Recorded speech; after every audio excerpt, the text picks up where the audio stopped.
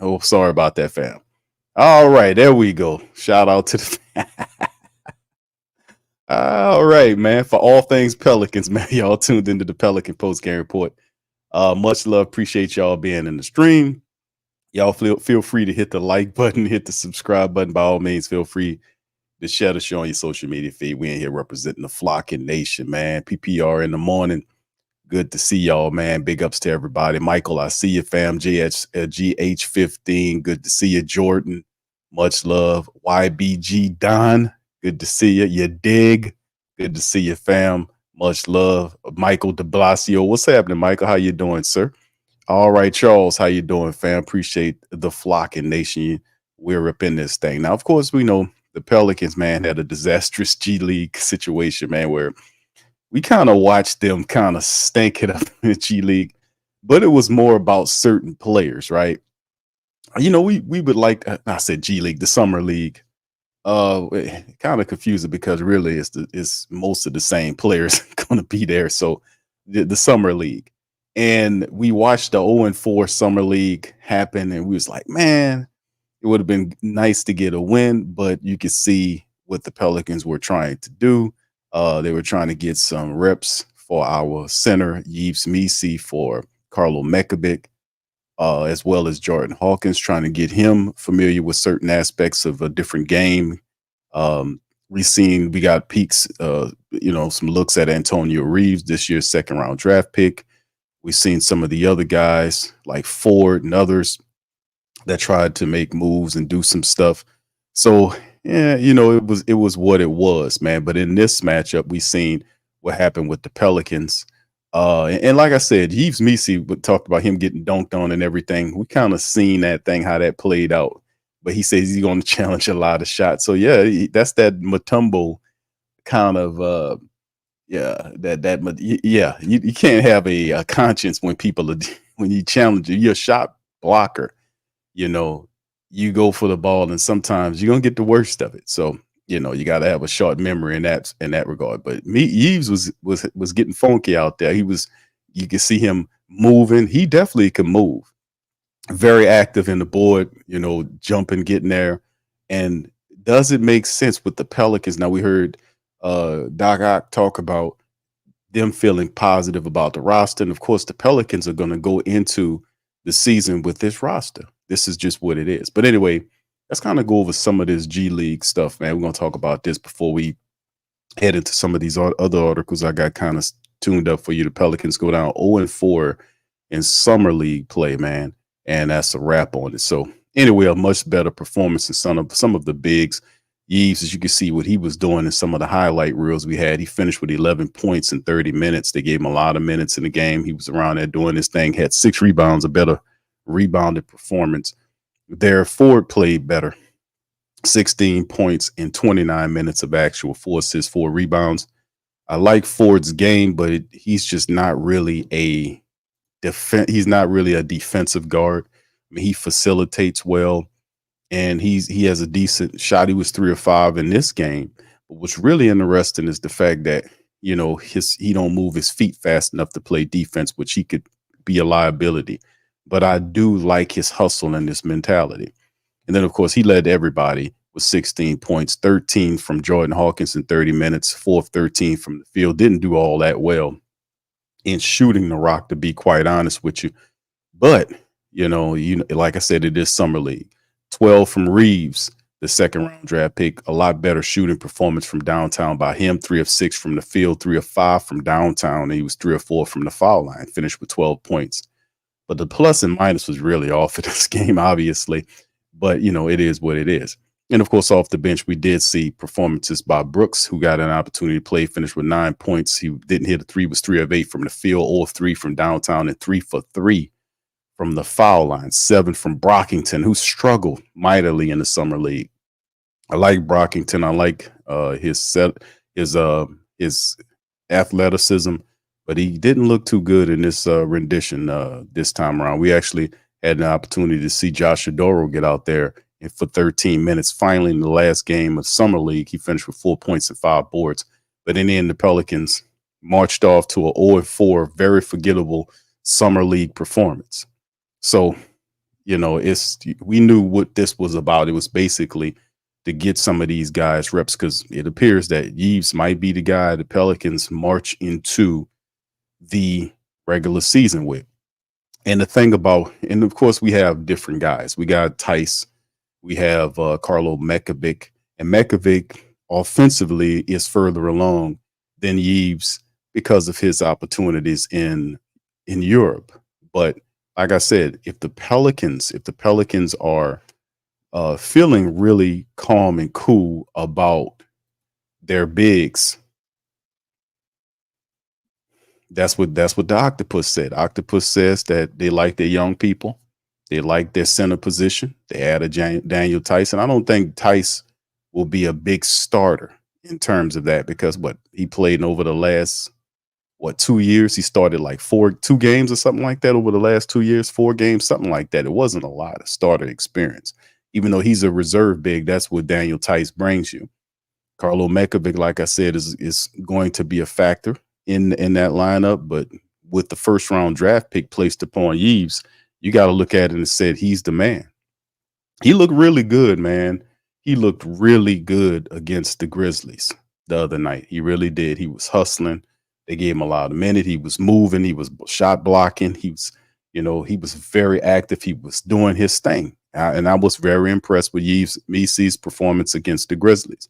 But all the Pelicans, and they are forced to buy into what Griffin is saying because the trade that would have sent BI somewhere would have brought back what they believe would have been a starting level big. That didn't materialize. So now we got to believe in these guys. We have to think that these guys will help. So it is what it is in that front. But anyway, let's kind of look at some stuff I got keyed up right here. It's kind of looking at it's two different views from reporters about the Pelicans, right? This is one right here from Yardbarker that kind of talks about the New Orleans Pelicans' current roster looks strong and ready for a deep run. This is Stephen Liu from USA Today Sports. And this was originally posted on Fadeaway World. So if that's worth anything, Pelicans' current roster looks strong and ready for a deep run. The Pelicans are gearing up for a 24-25 NBA season with a roster overhaul aimed at breaking their playoff drought. The biggest splash came with the acquisition of DeJounte Murray from the Hawks in exchange for Dyson, Larry Nance, and 2 first-round draft picks, along with Cody Zeller and EJ Liddell. We can't forget them guys. A former All-Star is expected to bring much-needed playmaking and defensive prowess to the Pelicans' backcourt, enhancing their offensive and defensive schemes. In addition to Murray, the Pelicans retained their core players, including Zion Williamson, C.J. McCollum, and Brandon Ingram. Although Ingram's future remains somewhat uncertain amid ongoing contract negotiations, the team also made strategic picks in the draft, selecting promising talents to bolster their depth. These moves reflect a clear strategy surrounding their star players with the necessary support to compete at a high level in the Western Conference. Now, these are some of their little breakdown about the Pelicans players. From the point guard standpoint, DeJounte Murray and Jose Alvarado. The addition of Murray has been highlighted the Pelicans offseason, acquired from the Hawks. Murray brings elite playmaking, defensive skills, and leadership to New Orleans. Last season, he averaged 22.5 points, 6.4 assists, and 5.3 rebounds per game, showcasing his ability to contribute across the board. His presence is expected to elevate the team's backcourt, providing much-needed support for their offensive and defensive strategies. Jose Alvarado, known for his tenacity and defensive prowess, continues to be a key part of the Pelicans lineup. In 23-24, Alvarado averaged 9 points a game, 3 assists in the steal and a half per contest. His energy and ability to disrupt opposing offenses make him a valuable asset off the bench. With Murray and Alvarado, the Pelicans have a dynamic, versatile duo at the point guard position, capable of controlling the game's tempo and providing constant defensive pressure. This combination of Murray all-around game and Alvarado's defensive intensity positions the Pelicans' backcourt to be the most formidable in the league, setting the stage for a potential deep run.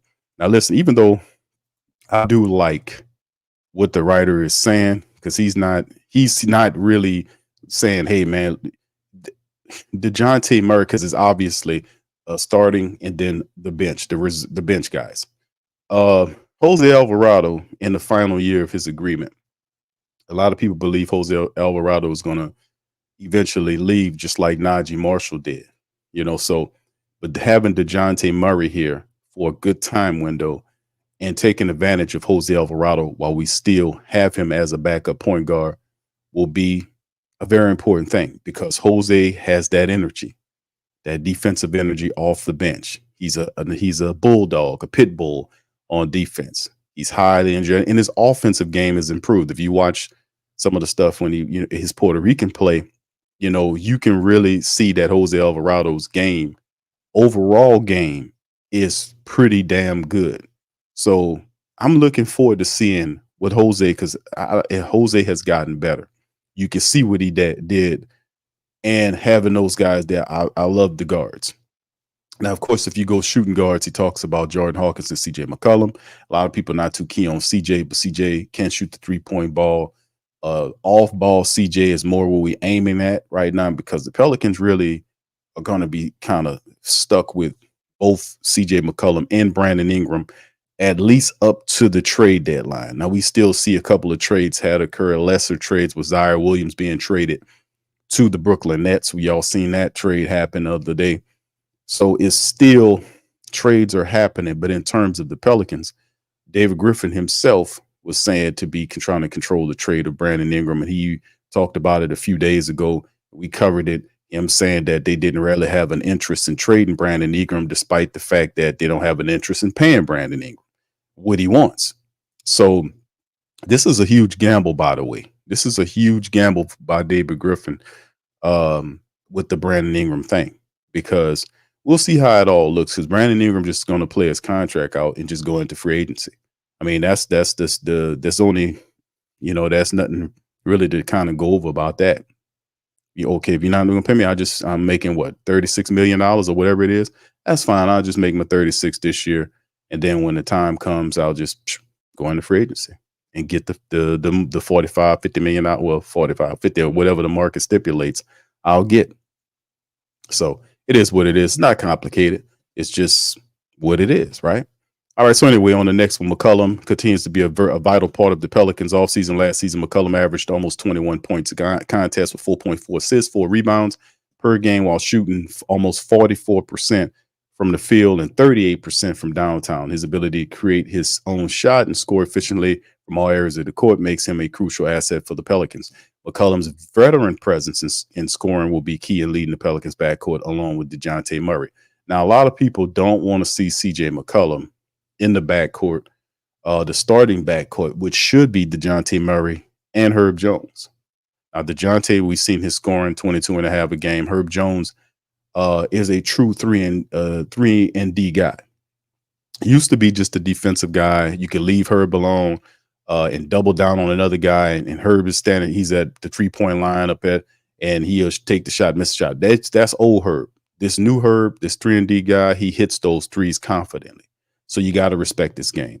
So the big part of the spacing and everything that they talk about, like the shooters and having all of these shooters around Zion, because he's a weapon that you can't stop. There is no legitimate matchup with Zion Williamson unless you send a bunch of people at him to try to crowd him, and then he slickly passed the ball out to one of his shooters. Herb can be in the starting lineup and should be in the starting lineup because of his defense and what he did last year from a defensive standpoint. And I'm looking forward to seeing the Pelicans backcourt of DeJounte Murray and Herb Jones, man, playing. And that it kind of, dare I say, shades of Drew Holiday and Derek White. Now, listen, by far, that's probably the top. Right now, you got to say that's probably the top backcourt in the NBA with Drew Holiday, or either one or two, depending on what you're looking at. I think it's probably the top. But what the Pelicans could do potentially with DeJounte Murray and Herb Jones as a backcourt, man, you gotta, at some point, that should be like a top 5 backcourt in the entire league, not just the West, but the entire league. Really excited about that. But the CJ McCollum thing, not in the starting lineup for CJ, I think off the bench. That's what make the Pelicans lineup, like a lot of people saying, okay, yeah, you're keeping Brandon Ingram for the season. And what it does do is even though like people like myself, I'm like, man, we can't, whatever. If it is what it is, we got to deal with it. And Trey Murphy comes off the bench for another year. You got Trey off the bench. You have CJ off the bench. You got Jose off the bench. You got who else I'm missing? You got Jordan Hawkins off the bench, depending on if he can get minutes, because it's how do you fit Jordan Hawkins if you're playing Jose Alvarado and CJ McCollum? How does Jordan Hawkins get minutes with Trey there, with Jeremiah Robinson Earl there, where with the bigs that'll be playing Makovic, then Reeves probably being somewhere in there, probably toward the back of the rotation. You still have Jamal King, who we picked up as a two-way player. What could he offer? See, so there's a few things Willie Green has to figure it out, because this team it's just different, especially with the bench. The second line, you gotta have that second line can score. They got grittiness with Jose. They got shooting with CJ and Trey and Jordan. They got bigs that play defense, whether it's Daniel Tice, Carlo Mekovic, or Yves. I think Yves is going to probably end up starting. But you do have guys, bigs that can hustle, there. So it's up to Willie Green to kind of figure out a stable bench rotation to help the Pelicans out. But there's a lot of scoring off that bench. It's a lot of scoring off that bench, man. A lot of scoring. Anyway, let's get back. Jordan Hawkins enters his second season showing promise as a reliable shooting guard. Last season, he averaged 7.6 points a game, 2 rebounds, shot almost 40% from the field, and almost 37% from downtown. That's absolutely amazing. If you're a three-point sniper, this is what this guy is in Jordan Hawkins. What he did for the Pelicans before basically Willie Green just took him off the court and started playing other guys that played defense, and they took Jordan and said, well, his defense has to improve, while CJ McCollum running around out there and doing basically the same thing. Money talk, bullshit walks. But that's the thing. Calling the man Baby Ray Allen, and Willie Green deserves a lot of criticism for the type of stuff he says, because people listen. You can't call a man Baby Ray Allen, which is basically calling him Jesus Shuttlesworth Jr., the son of Ray Allen, and not play Jesus Shuttleworth Jr. in these games, especially when you need a spark late in the season, like we were losing these games to the Lakers, and then you get into the play-in, kind of mess around there. You get to the playoffs, and you really utilize the guy. You play him like 4 minutes on his birthday. That's real comical. So he deserves credit. I mean, not credit, but he deserves blame rather for that. You can't do that if you got a shooter like him as shooting 39%, almost 37% from the field. And in many ways, like last year, the kid was in line for a lot of rookie honors until Willie just took him off the court. Just doing crazy stuff. Just took him up off there. Well, with McCollum's scoring ability and Hawkins shooting, the Pelicans have a strong and versatile duo at shooting guard position, ready to contribute to their playoff ambitions in 2024. Then as we continue to get down into it, the forwards, small forwards as he terms them, Brandon Ingram, Herb Jones, and then the power forwards, which of Zion, Trey Murphy, and Jeremiah Robinson Earl. B.I. remains a crucial component of the Pelicans lineup, averaged almost 21 points a game, 5 boards, and 6 assists while shooting 49%. And 35.5% from downtown. So B.I. was, had that injury situation, came back for the plan, still was banged up. We know it takes anywhere between 8 to 10 games before you see Brandon Ingram be himself. Look it up. This is something real. That's inside game for you. It takes 8 to 10 games. If he's coming back from injuries, it takes him 8 to 10 games to look like the B.I. that we like, that we love. Herb Jones continues to be a key defensive presence for the Pelicans, known for his tenacity and ability to guard multiple positions. Jones averaged almost 10 points per game, 4 rebounds, and 2.3 on assists. His defensive skills and his improved offensive game make him a valuable two-way player. Jones' ability to disrupt opposing offenses and contribute on the scoring end will be vital to the Pelicans' success. Big Zion is the cornerstone of the Pelicans' front court. He averaged almost 23 points per game, 6 rebounds, 5 assists, showcasing his dominant presence. Ability to score efficiently and facilitate for teammates is crucial for the Pelicans' success. While Williamson's health and consistency will be key factors as the team looks to make a deep playoff run this season. The biggest sticking point, even though we talk about the inability of the Octopus to trade Brandon Ingram for a better piece to fit, as they say, along with Zion Williamson, is Zion Williamson's health himself. That is something that we cannot get around as Flock and family members. We have to understand that Zion Williamson has to, at some point, play a full season of NBA basketball, or at least is available when we need him the most. Meaning, when the playoffs hit, we need Zion in the playoffs. It is very crazy that he had this fantastic season last year and then gets hurt in the play-in and then misses the entire playoffs. That is ridiculous, man. So that has to change. Now, how does that change? That's up to Amy Admore. That's up to the health staff. They have to figure out a way to be able to make sure Zion Williamson plays the majority of the season, right? And then be available in games like if they're fortunate to get back to the playoffs. We can't get around that. That's why BI, to a degree, we talk about what happened with Brandon Ingram and everything that happened with him and how he feels. I don't know if it's going to say entitled to the $50 million, because obviously he feels like, hey, man, I've led this team more than Zion did.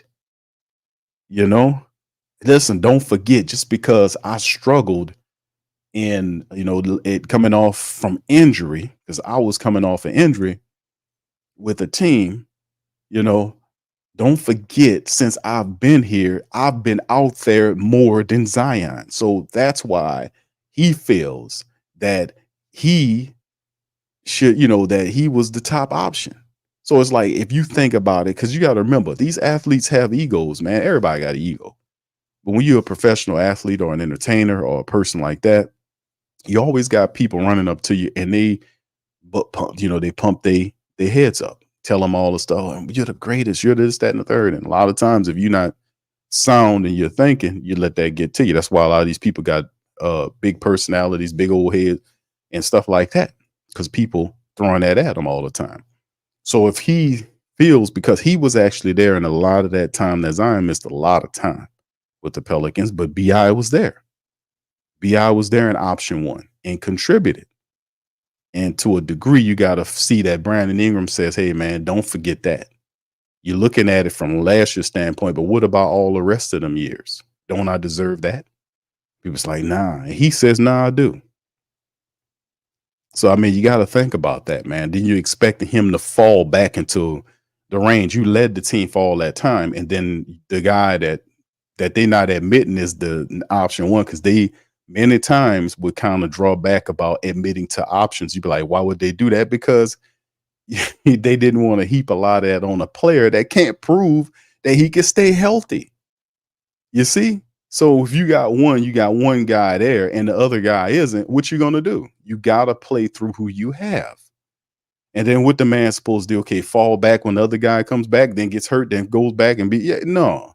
His mentality is, I'm gonna lead this team. And that's what he did. That's why he feels the way he does. And I get it to a degree, I really do.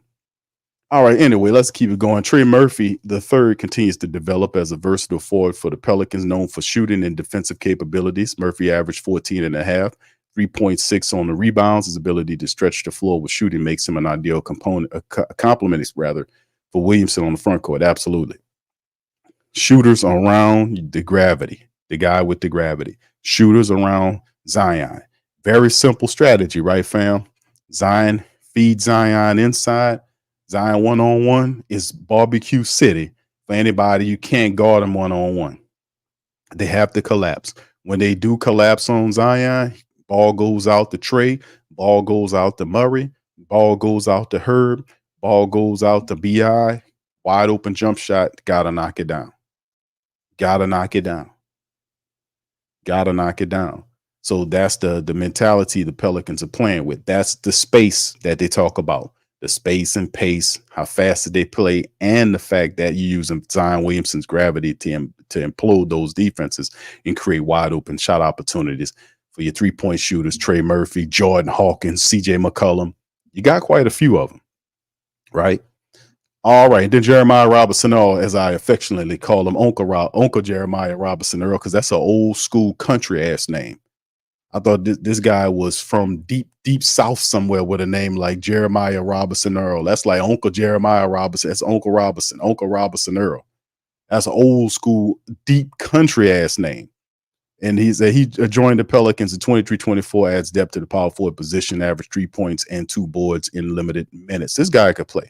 Despite those comical numbers right there, we know Jeremiah Robinson Earl has an offensive game. He's a hustler, really good player. Really good player. And we'll see. And this is who a lot of people believe will become the Larry Nance. Listen, we talk about this with Willie Green, man. As I finish up with the centers, the bigs, a lot of people talk about Willie Green as, well, he's not going to change. And I'm like, no, he got to change. He doesn't see this, the reality. He's going to change. Why? Because the bottom line is this: the people that he was over relying on are gone. He over relied on Larry Nance to a fault. He really did. Larry Nance was the answer for all things in his mind in terms of who the center position was. He overgave him. He would give after Larry came off for injury and wasn't even 100. He was still loading that guy up with minutes. I'm like, what are you doing? He over relied on guys. Larry Nance, Dyson at sometimes at the wrong time. Those guys are gone. They're gone. So there is no more over relying on these type of players. You got to develop your coaching acumen now. And like I said, Willie Green is in his 4th year as the NBA head coach. You got to see the light go on. You got to improve the rotations. You got to feel your feel for the game. And if you don't have the natural instincts for the game, have a coach next to you that does have it, and allow him the ability to kind of, get there and kind of, give you the game, like kind of, hey, coach, I think, let that happen. I think that's Borrego. If it's James Borrego, he needs to listen to James Borrego a lot more in the scheme. And I know Willie Green is a defensive minded person, but a lot of the defensive people you're relying on are gone. So you have to shift your focus now, and guys have to play, and you have to make it make sense. This is the 4th year. He has to make it right. He has to also have a jump. That's ain't no shaking around that. Willie Green has to improve as the head coach of the New Orleans Pelicans. A lot of pressure is fixated on Willie Green. I could see why he was sitting up there uncomfortable, looking constipated at that press conference with DeJounte Murray. And DeJounte Murray checks him and says, it will not be such and such, which is good. We need that because Willie and DeJounte have to be on the same page for the Pelicans to have success. And that's why I said that Willie will improve, because a lot of the game, how DeJounte sees it, it comes from one of the greatest, which is Pop. And Popovich's game is, Willie can't dispute that. So he's going to get the game from DeJounte. They'll work together. And I think that will improve how he sees the game. He will rely on DeJounte Murray in game situations and feel of the game type of things. It's up to Willie. One of the biggest components to improvement of Willie's game is he has to be faster with these rotations, better, feeling instinctually, and he got to make, if you see something going wrong, you got to hit that timeout. You can't sit up there with your fingers, with your hand, your arms crossed. You can't do that. And I think a lot of that is going to be better because you have a higher basketball IQ on the court. Remember, the Pelicans haven't had a lead guard of his caliber of a DeJounte Murray character. Last really, really good point guard we have, if you go past Lonzo Ball, who was a young, promising point guard that we picked up in the trade that couldn't stay healthy. But prior to that, the last one we had that was a really good guard, man, you got to go back a ways. The Pelicans have been void of a floor general since Rondo. I want to say since Rajon Rondo. That's the last time. And prior to that, it was Chris Paul. Then Baron Davis, when we had him down here for a little bit. But like I said, man, we haven't had that serious point guard since Rondo. Lonzo did some positives. I like Lonzo. They just never was healthy. So having DeJounte Murray here, think about that, what I just said. a lead guard is, since Rajon Rondo. That's crazy, man. That we went all that time playing basketball by committee. That's crazy. Absolutely insane. It's insane. But anyway, it's different now. So going back to the bigs, Tice, Yves Misi. Tice is a seasoned veteran, joined the Pelicans this offseason. Last season, he averaged 6.3 points per contest, 4 boards, and a block per game. He shot 53% from the field, and even had, I didn't know that, almost 37% from the 3-point line. How about Daniel Tice shooting out? And I have to look up and see what's his rate of shooting the 3-point ball, though. But he's saying he averaged like almost 37% shooting the ball from downtown. How about that? His experience and defense abilities add some value to the depth court. He's a veteran with hustle ability, moves pretty decently for a guy. Now, some say he's 6'8". I've seen some 6'9", 6'10", but I think he's more 6'9", 250, solid person, can run the floor. Defensively, he's smart. He won't get hung up on these. Like me and DC was talking about this, about Tice, and how Tice he'll be the anti Jonas Valanciunas. You know how when how Vala pick, he'll pick the opposing player, and then the guy will run into him, and then the referee throws in, calls him for the foul. That's none of that's going on with Daniel Tice. That's not going to happen with Daniel Tice. He's pretty smooth and slick with it, and I think that will be a difference maker. And then, of course, Yves Misi, promising young talent. I love what I've seen from Misi in that last summer league game, with him attacking the basket, shot blocking, running the floor, double jumps, getting up, he looked, they said that the kid's a fast learner. So I think the Pelicans could be kind of betting on that. Now, if you're looking at all of the players, if you got if you got DeJounte, you got Herb, you got Zion, you got Ingram, you got those guys. So you got Ingram, Zion, and DeJounte. Those are all 20-point scorers in the starting lineup. You got Herb there, who averaged about 10 a game last year, who could improve and will improve this upcoming season. That possibly can give you 13, 14 points a game from Herb along with those guys. And then because he'll have opportunities to shoot the ball. Herb is going to have a lot of wide open opportunities about, hitting the shots. Not only that, but just attacking him, getting the turnovers and heading up the court, doing stuff like that. Can Yves Misi fit in that? Did he do enough to say, hey, man, let's give him a shot on some Derek Lively type stuff? Did he do enough? We'll see. Can the Pelicans, and then this is the big question, can the Pelicans make a deep run this time? Can they do it?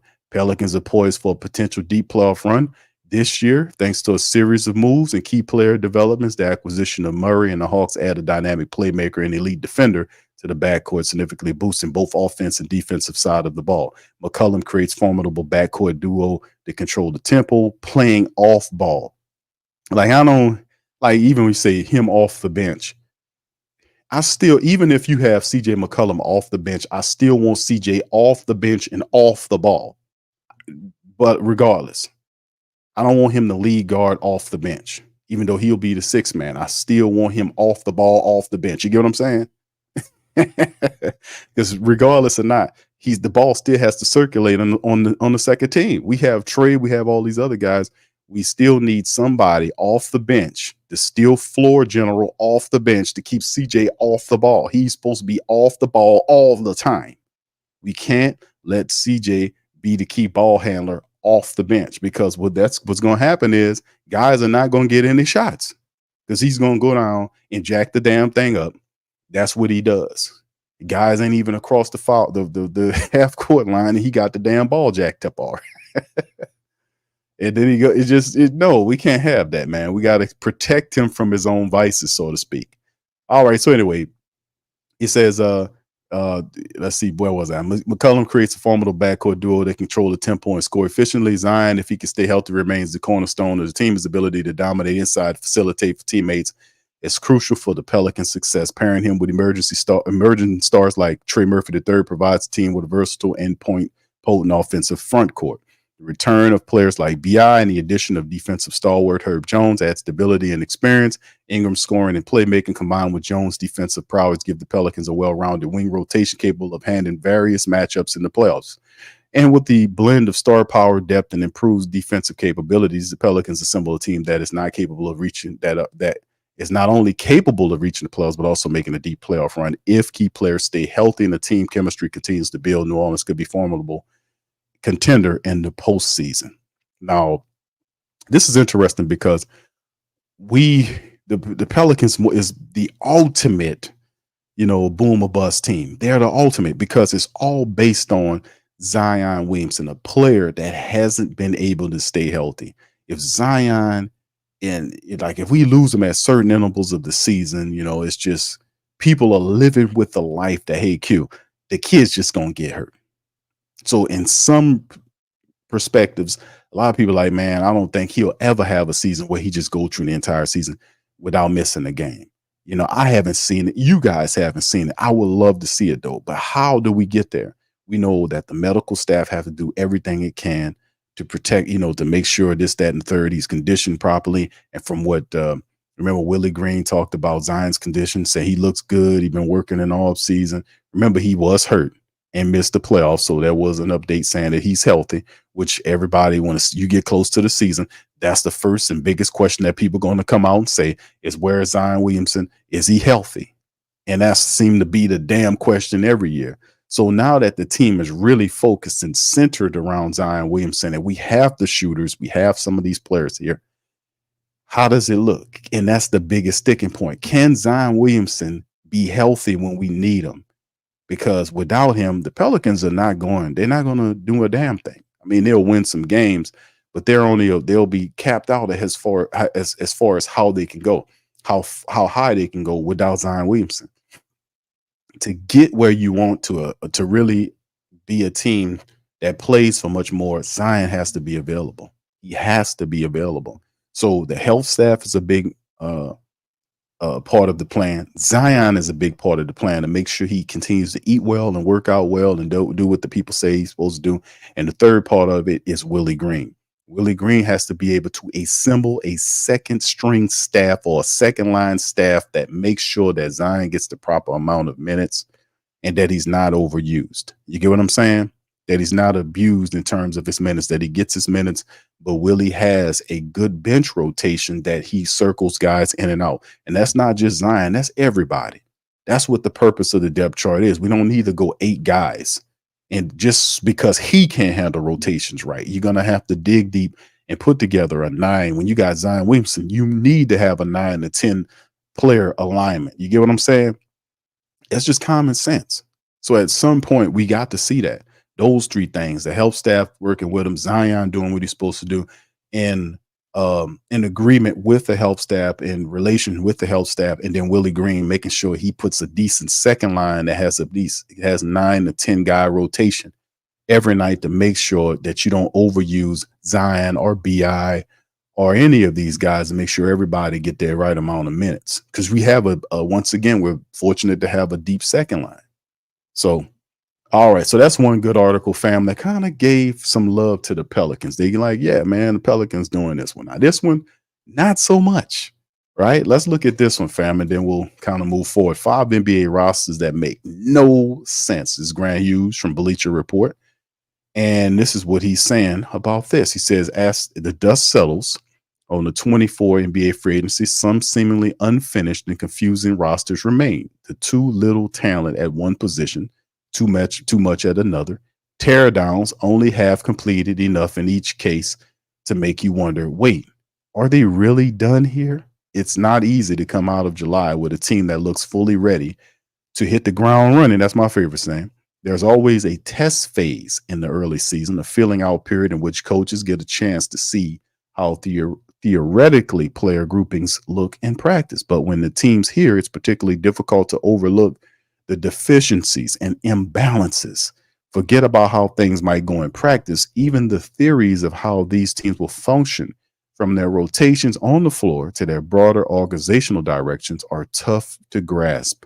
For their sake, let's hope the off-season work isn't over. And then he goes through different people, the Chicago Bulls. Yeah, and you gotta kind of look at it and say the Chicago Bulls, a lot of people picked them for having the worst offseason. What are they doing? You know, that's what the talking point. They've been trying to get rid of Zach LaVine with no takers, offering 2 second-round picks. One time they said they was offering a first-round pick, no takers. DeMar DeRozan trade, what are they doing, right? They traded Caruso for Josh P. Giddey, and we just keep it rolling, right? So I'm glad I'm not a Chicago person, that's for sure. All right, Golden State was another team that he mentioned as a head scratchers, and then ultimately, and bringing in the third place is our New Orleans Pelicans with BI. As you can see the picture there.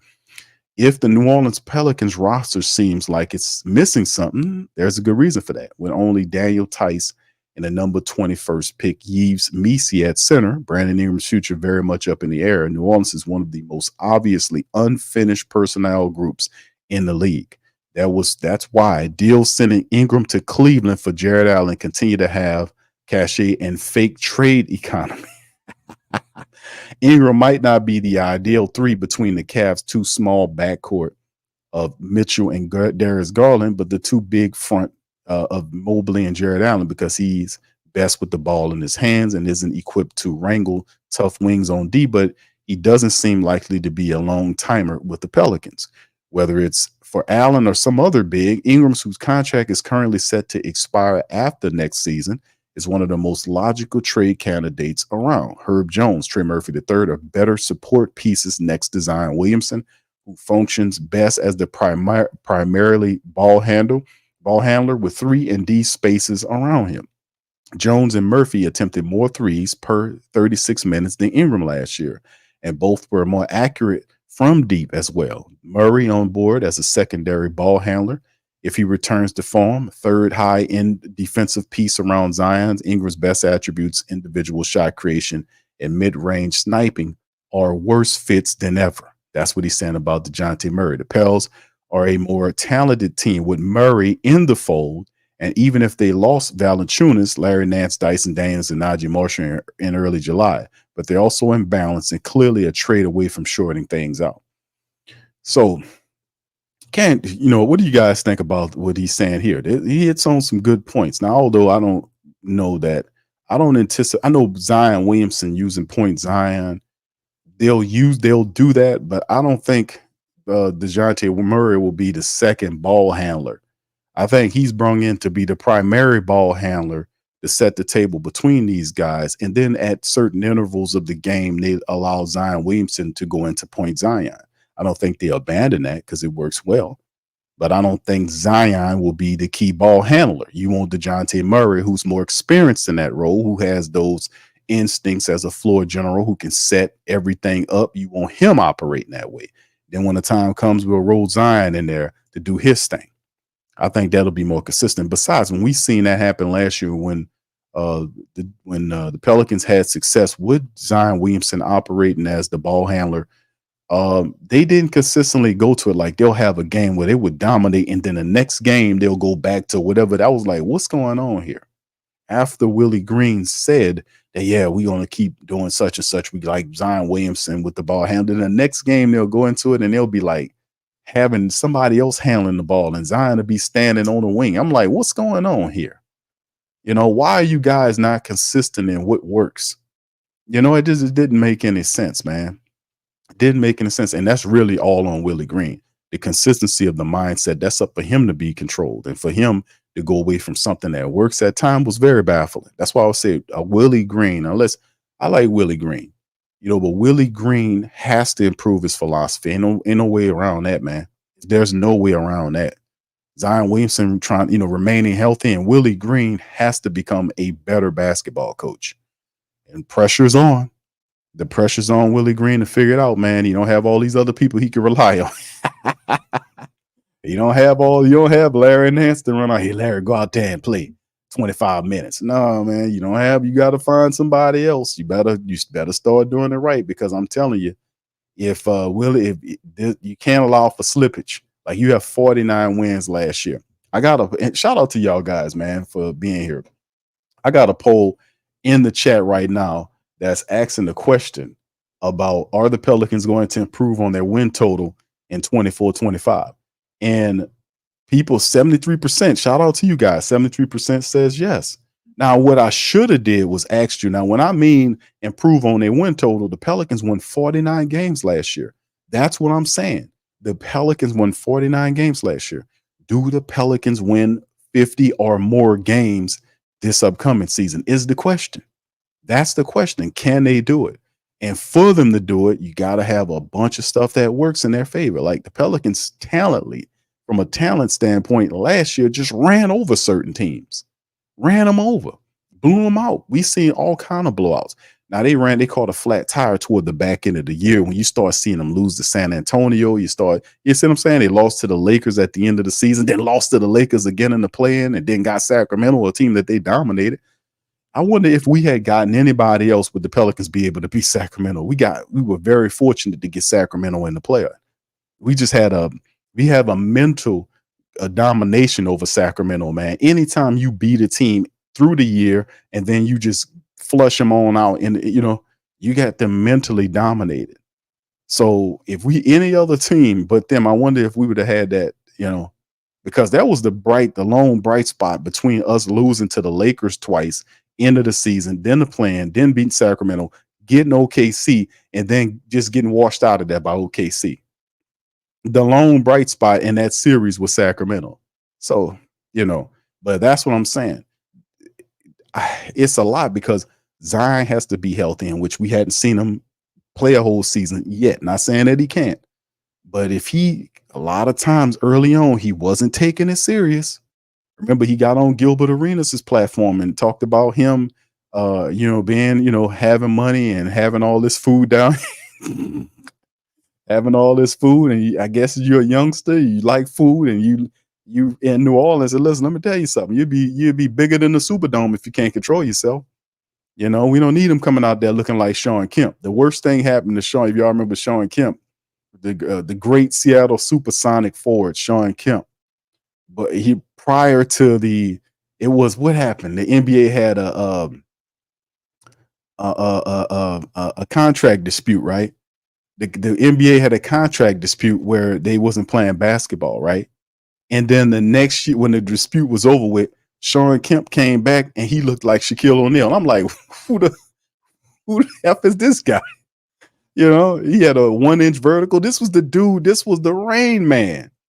So he looked like you could have put Smoothie King stripes on his ass and misinterpret him for being the Smoothie King center. You can't, you're in a fantastic. Listen, I'm from here. I'm from New Orleans, born and raised, right?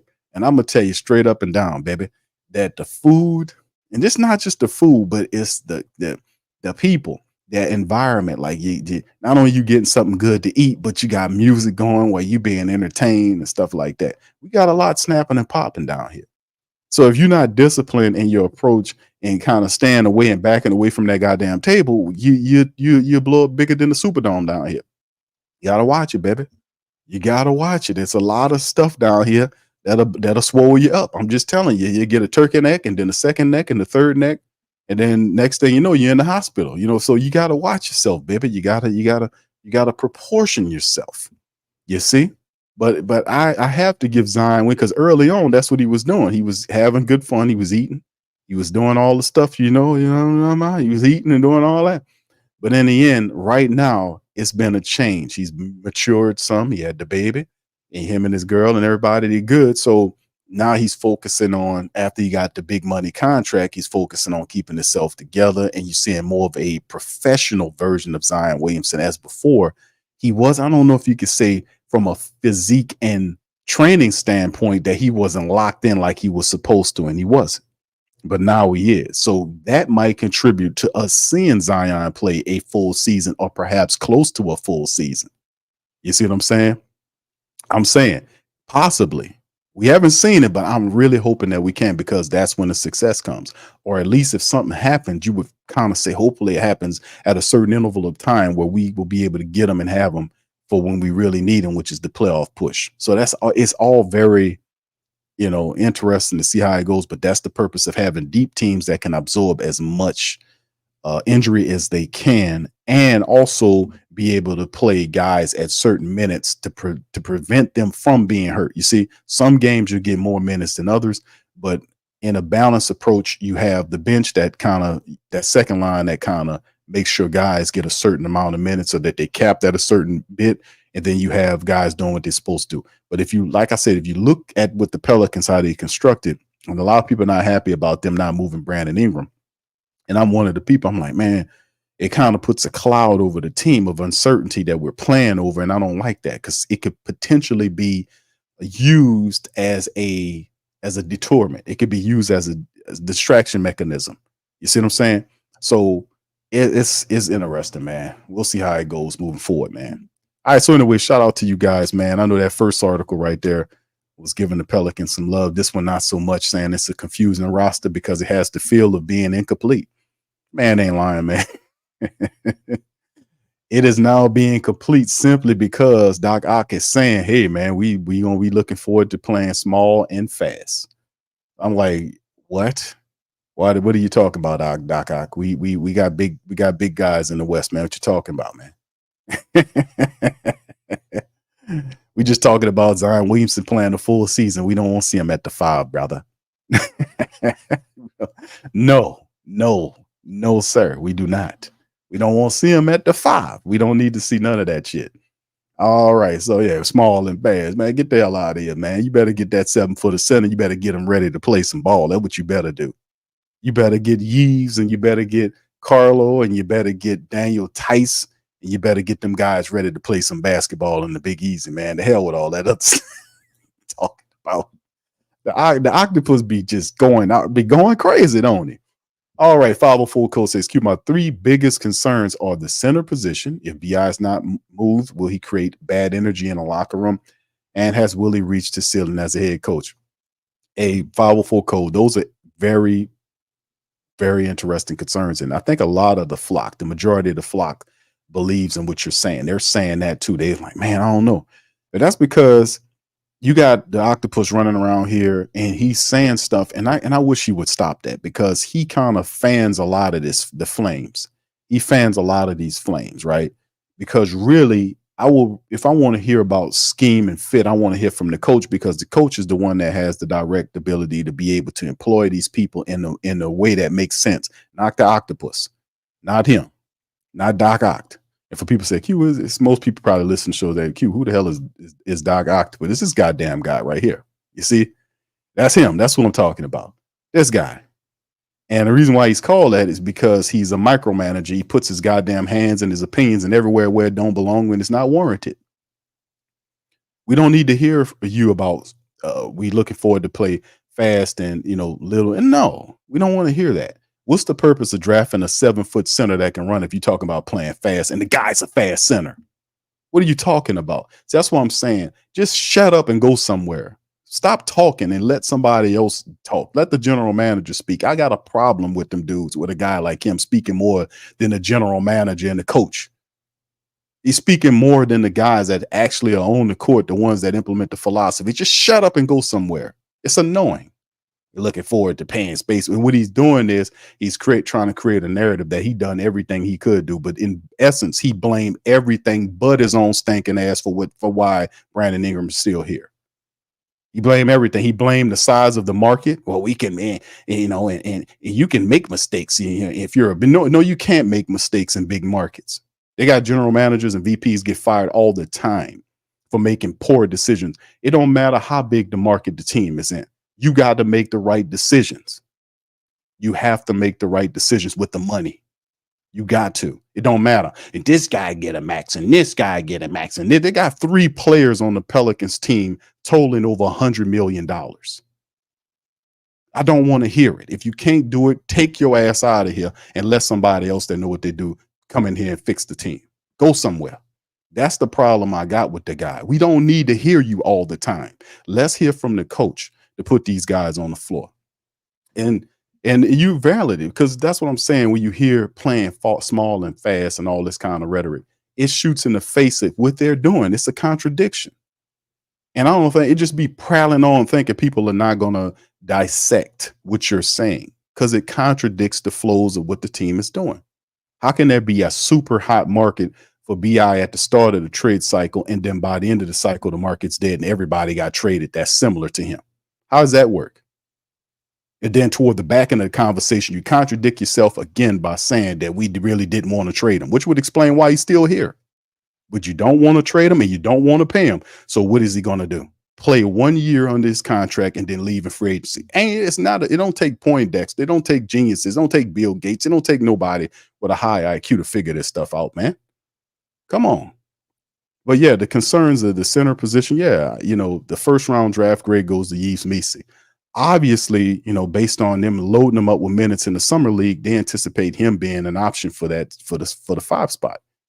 And can that be the case? I don't think they have much of a choice. It can be Daniel Tice. He started 4 games in 2 years. It can be Tice.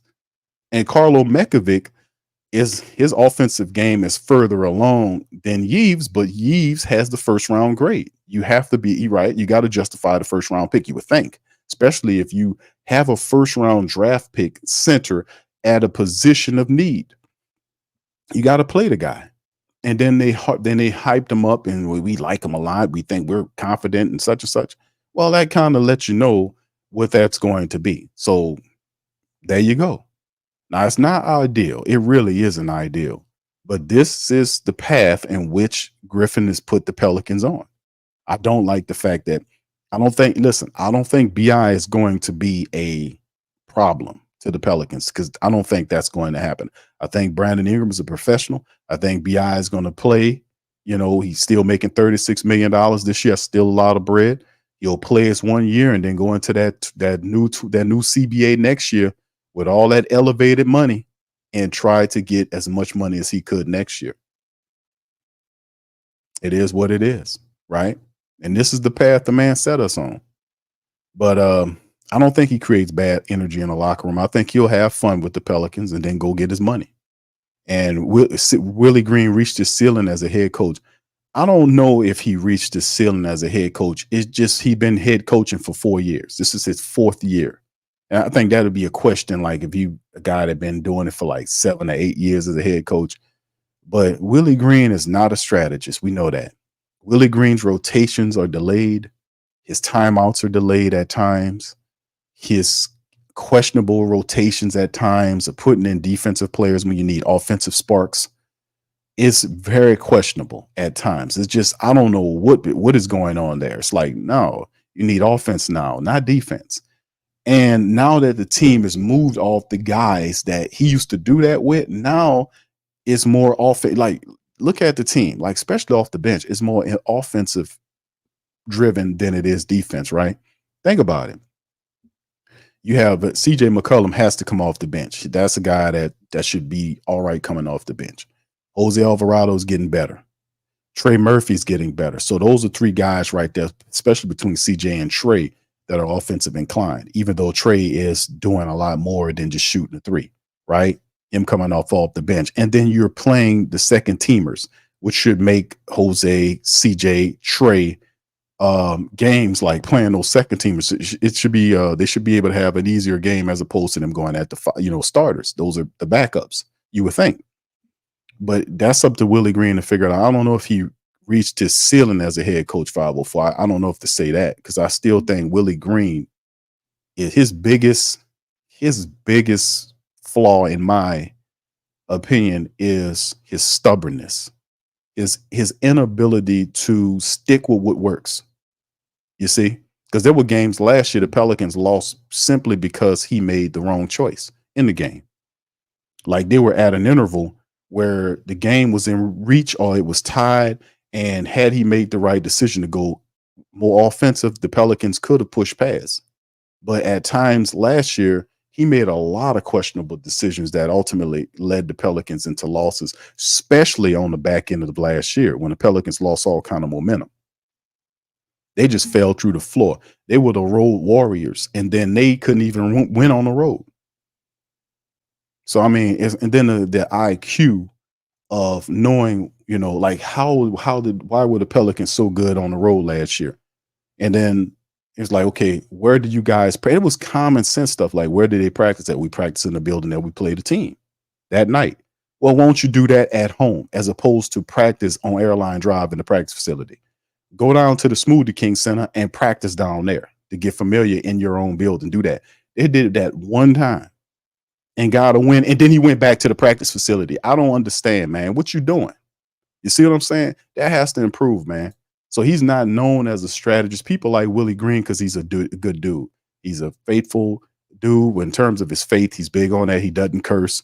Um, I'm gonna call you up as opposed to call you out. That type of stuff. So Willie comes from the school of that. He doesn't get vexed that often.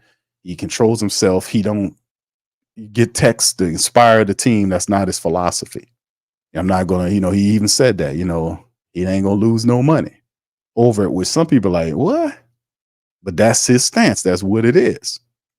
But that's something that Willie Green, you don't know, brother. You haven't earned the right to be stubborn, brother. You can't be stubborn in this stuff, man. And that's what I was saying about him improving it, because he has to.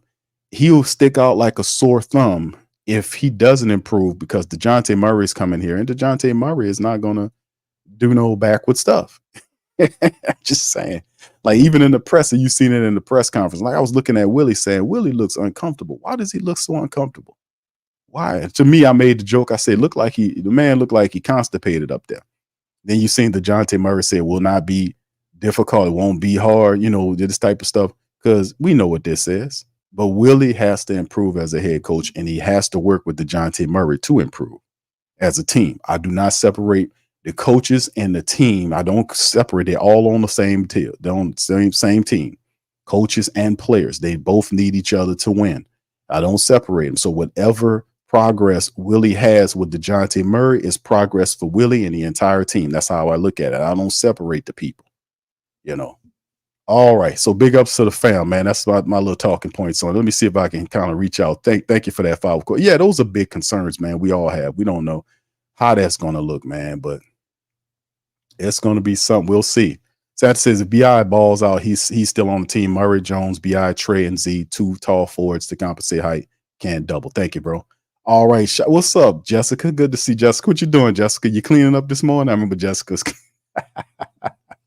She said she was cleaning up and listening to PPR in the morning. All right. Shout out to you, Jessica. All right. Mike says Misa will be what we wanted from Jax. How about that? Yeah. You think so? Because listen, I don't even like to, I'm going to be honest with y'all. I don't even like to mention Jackson Hayes' name with Misi. I'm sorry. I don't want to do it because it feels like it's disrespectful for me to say that about Yves and say that about Jackson Hayes. And we knew Jackson Hayes was on that BS down here. Jackson Hayes wasn't in that practice facility working it like Herb was. Herb was in there living in that facility. He was in there working out, getting stronger, working on his game. Najee Marshall was doing Najee, Jose, Herb, those guys was in there putting in work. And look how Najee got compensated. He was an undrafted guy with the Pelicans from what was he, from Xavier? Y'all correct me if I'm wrong on Najee. But Najee worked his way up from a two-way player to get a big contract with the Mavericks. I hate the fact that he's still in the Southwest, but it is what it is, right? Congratulations to Najee. That shows it. When it happened with Herb, Herb got his money. That was big. And then you seen Jackson Hayes get shipped out of here. He was a top 10 pick for the Pelicans. He didn't put in the same work that Jose or Najee or Herb Jones did. He didn't. He didn't get stronger. He didn't get smarter. And he didn't put in the work down here to be a top 10 pick. It was a bad selection. And it's very shameful. So I don't try to put Yves nowhere close to Jackson Hayes, because Jackson Hayes was a joke down here. He was a joke down here. He was the palm tree that was a parachuter. He was a paratrooper. That boy didn't like a head fake. He didn't like a head fake. Boy, Jackson Hayes, man, the only thing you had to do was just see Jackson across the street and say, yo, Jackson, and just did like that. And that boy jumping all up in the damn tree somewhere. I mean, the dude didn't have, any kind. He wasn't patient. Even the simplest things like being patient on the picks. He wasn't even that. I called him he led the NBA in impatient picks because he didn't even set the damn pick. I was like, dude, come on. How can't you not be patient enough to set the pick correctly? What's going on here? But that's why I said Jackson Hayes, man, to me, man, was a terrible decision. He wasn't serious about basketball in New Orleans. He didn't take it serious like Herb did, like Najee did, like Jose did. He wasn't working like that. Every year we was like, he needs to bulk up. And then he looked like the same damn dude he was from the start to the finish. And he still looked like that right now. The most memorable thing I remember by Jackson Hayes was him fighting police officers. Remember that? That's the most memorable thing I remember about Jackson Hayes from his tenure with New Orleans. And that happened in California. Remember, he was fighting them police, scrambling around 7 feet, scrambling around on the ground with the. Come on, brother. But Yves is a whole nother person. You can see he's serious about basketball. And despite the fact that he's a guy that had very limited exposure to basketball, and you watch how he looked the other night, the dude is serious about it. He's a natural. Like, he got the height. He runs the floor well. He and he doesn't have a conscience. Like some guys get dunked on and they get a little shy. He got the worst of that dunk. He got yammed on in that first game. But you see him still not letting that get to him. I respect that. I like that. And then he's fast. He moves pretty good. So I don't know what the Octopus talking about. Yeah, we won't play small and fast. You don't need to play small and fast, guy. You got a big center who's fast. And don't command the ball that's going to clean up the offensive glass, that's going to shot block and protect the iron, who can run with the guys. You don't need to play small and fast with Yves Missi there. So we got to check the Octopus on that. All right. Yeah. All right. We got Lex, my girl, Lex chiming in. Lex, what's happening? What's popping? How you doing? Good morning to you. What's going on, man? How you doing? Doing good. How you doing? Basketball talk. What can I say? It's always good to talk basketball. So, oh hell yeah, it is because we got the family members say in the poll we got 70 plus voters on the poll saying the Pelicans are going to improve on their win total in 24-25. So that means more than 49 wins, Lex. That's enough that by fault should give you enough positivity in your New Orleans Pelicans. Okay. Okay. Look, we shall see. Oh goodness gracious! I mean, it's hard to say, man. I don't know. I gotta at least see a few games to kind of determine that. But yeah, we gonna see, man. We gonna see. Well, I mean, like I said, Lex, it is several factors we covered earlier in the stream. Like we talked about Jackson Hayes, like where, not Jack. God damn it, I was just talking about Jack. That was my last thing, the paratrooper. But in essence, let's just throw him out. Zion Williamson. The biggest things for the Pelicans having the type of success we see is that we need to see Zion healthy. Amy Atmore, the staff having him. We talked about Zion different from the past because he coming in, he's in shape, he's eating right, he's dialed in, he's got the money, he's more mature. We got Amy Atmore here. We got the physical staff. They're doing what they're doing. And then Zion obviously on the same path. Then there's the other things to protect him with rotations is Willie Green. So can Willie Green, and I know that's a sticking point that a lot of people like, man, that's what they're more concerned about the Willie Green front than they are about Zion's health. Like I want to see Zion play a full season, at least one full season. And that is based on those two other options that we talked about and the fact that Willie Green has to develop a second line rotation that can kind of absorb minutes and kind of make sure these guys get the minutes, but at the same time, they're not abused like we did with Larry Nance and other people last year. We got to make sure we don't overuse these people. And that's a big part of it. So I know the talking point is Willie Green. You guys like UNDC don't believe that Willie Green will improve. You believe that he will remain the same. If that is indeed the issue, then the Pelicans will not top out with success. But I think that won't be the case because I think DeJounte Murray drives the Pelicans. And I think Willie Green gets on board. I think their philosophies mesh, and I think the Pelicans go. I don't think Willie Green is going to hold his team back. I don't think he will. because of the pressure and because DeJounte Murray is your floor general. What do you say about that? Well, I mean, he hasn't had pressure for real, but I don't know. Um, it it really helps when you have a floor general Mhm. and a good coach. Okay? If Yeah. you look at a lot of these other teams, they have a floor general and they have a good coach. The Pelicans have a floor general now and a bad coach. Okay?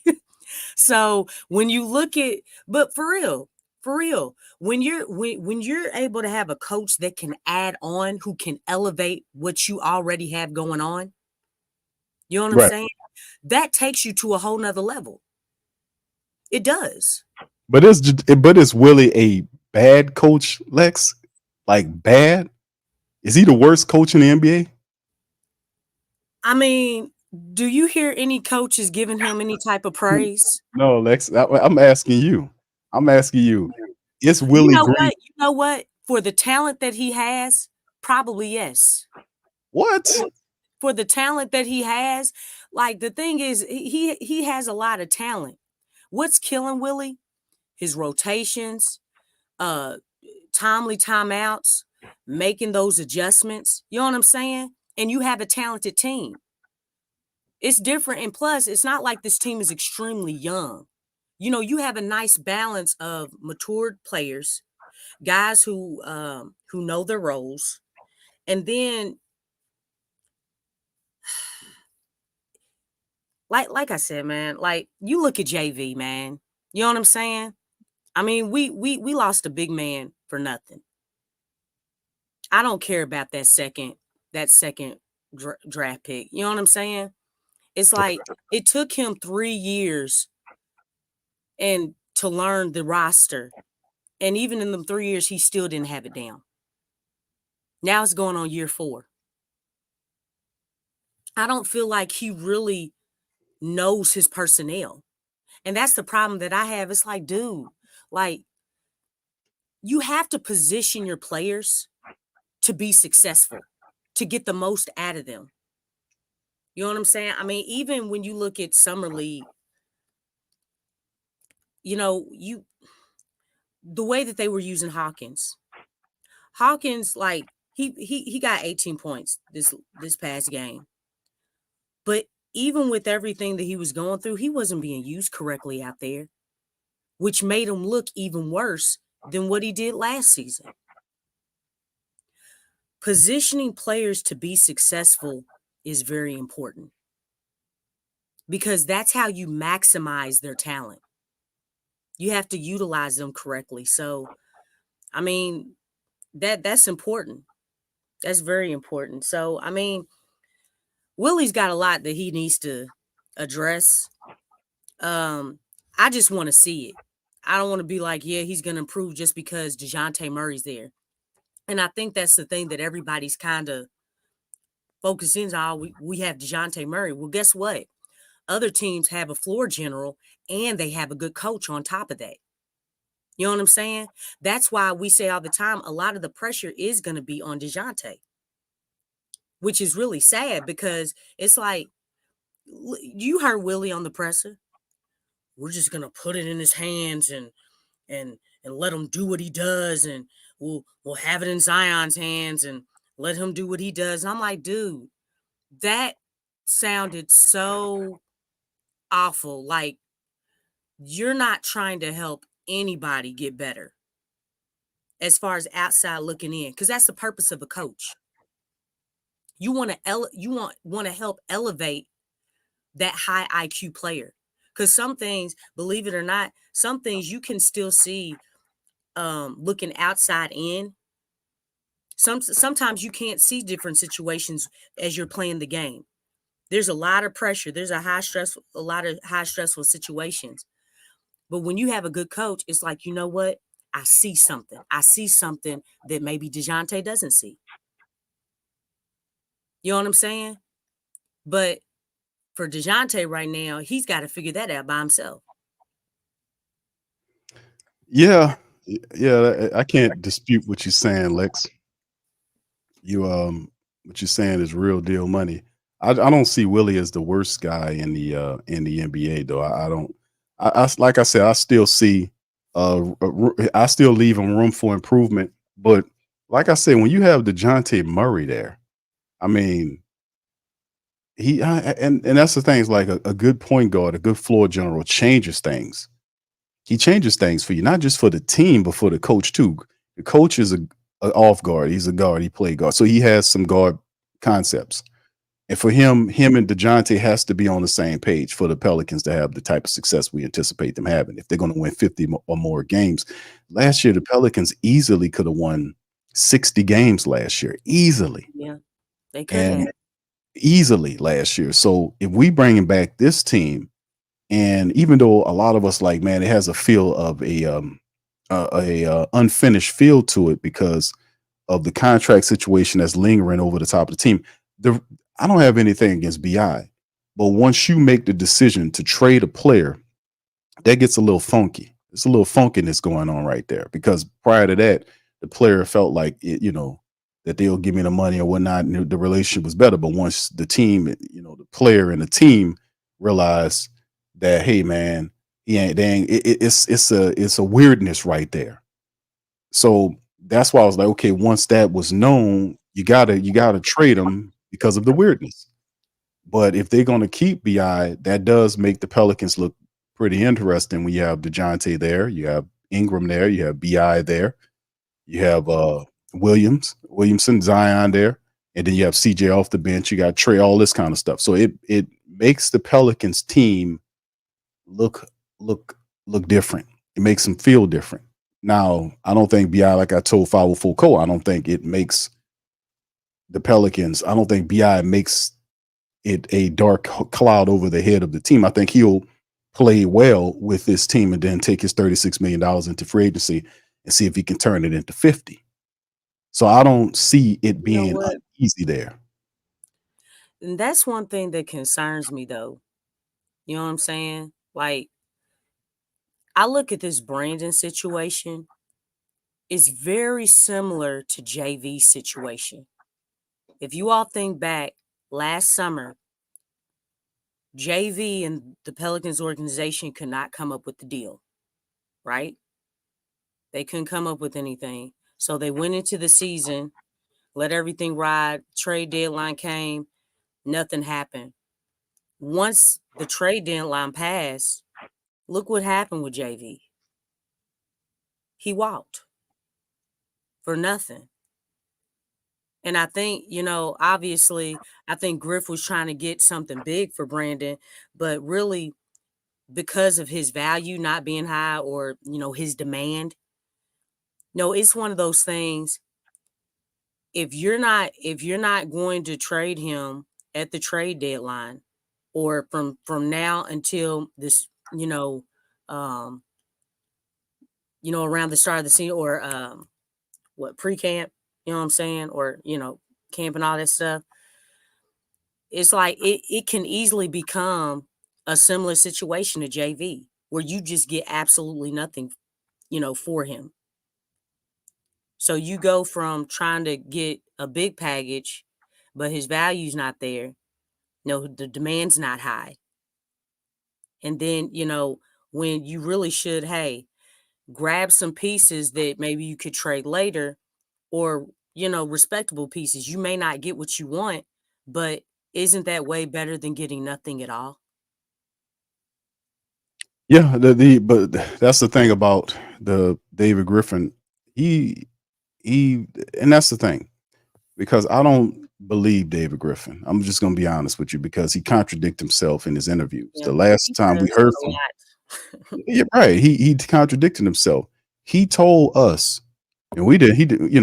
He told the people that the trade value for Brandon Ingram was hot. It was high. It was hot at the start of the time. Sort of the trade season. Everything was popping. Everybody wanted Brandon Ingram, and then next thing you know, it went from that to nothing. And How, see, I and think that's then weird. yeah, and then he says at the end of the broadcast, we didn't have any interest in wanting to trade him anyway. And I'm like, Well, that would explain why he was never traded. Was Yeah. because you wasn't trying to trade him. Yeah. So It's like he that's what messed up on his words there. right. He said that. I'm like, fam, did you hear what Mm. this guy said? Some asshole said, hey, man, Q, you overanalyzing. Man, shut up. It's not overanalyzing. When you listen to what these people say, I mean, these people not even thinking, man. Lying is not a good human attribute. Man, I'm telling you, it's like the dude kind of like, man, did you catch that? He contradicted himself. He contradicted himself in an interview. First, the market was high, and I was asking people, how did it go from red hot to nothing? And then you see people getting moved, like, oh, the CBA, Yeah. and tell some bogus nonsense about the CBA making it difficult for people to be traded. And then you see people being traded as we talking. Zaire Williams just got traded to Brooklyn. Yeah, he People are making did. trades right now. So what Yeah. is you talking about? Blames it on the CBA. He blamed it on the market. The fact that the market was small, or you can't make mistakes in the market. If you're in the big market, you can make mistakes. Obviously, you can't make mistakes in any market. You will get fired. You have to make good business decisions at that level, or you will get fired. You can't do what you're doing down here. You got an owner that's not paying attention to the team like that. She just leaves people alone. Griffin has a first rate sucker here. He does, because she's not paying attention, and the second guy not paying attention. They're not looking at that. So I mean, but nobody, the media people don't challenge it. They just print it. They don't challenge it. A lot of them, I ain't gonna say some of them do, but a lot of them don't. They just go along, get along gang over here. So I mean, you have to challenge what these people are giving you and what he's saying. He said that the market was hot for Brandon Ingram at the start of the season, and then it went from whatever it was boiling hot to whatever it is now. Then he says in the interview that we had no interest in trading him, which would say that if they were given, I told y'all in the previous streams that the insiders on the street were saying there were trades. It wasn't trades like you seen what the Pelicans get for DeJounte Murray. That was Griffin sticking a pistol on him and getting them out of that reserve players and 2 future first round picks for DeJounte Murray that fits the window of Zion Williamson and your core team right now. That was a pistol. He put the pistol on him. That was strong arm robbery, what David Griffin did to the Hawks. But in terms of what he was doing for BI, they said they had picks out there. Some people were saying that they had trades that would give a starter back and a draft pick. There was some that said a starter back with pick swaps and stuff like that. And the guy didn't pull the trigger on it. He wanted more. He played himself basically. Yeah, He he played did. himself. And Griff is trying to hold on to those picks. That's basically what he's trying to do, because he's not totally bought into, okay, I want to hold on to something. It's like, dude, you ain't doing nothing with them, no way. It's like, I just feel like they would kind of like, lock in on really building around, because that's what's been the problem anyway. You have to lock in and build around Zion at some point in time.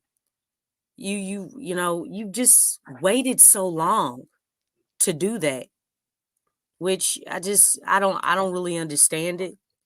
But one thing that I did want to say as far as with Brandon, because if you think last season, Brandon was really trying to make a splash. He was really trying, like that's why he went and played for FIBA. He got picked up by Jordan, went into the season. Borrego talked about how they were going to put the ball in his hands. That was last season was actually a big season for Brandon that basically flopped. And then you Yeah. look at how the season ended, because he knew that he was up for an extension. He played himself though, Lex. Yeah, he did. He played because he Yeah. bet on himself. Because the money was there Hmm. before, and he elected to bank on himself this year. It was a gamble 50-50. Yeah. He was on the wrong side of it, but go ahead. You're right. No, but I look at that, and now again, he's going into the season. Pelicans don't want to pay him that. We all know that. You know what I'm saying? Right now, his demand is not very high. So he's going into the season again in the same situation. I got to prove myself.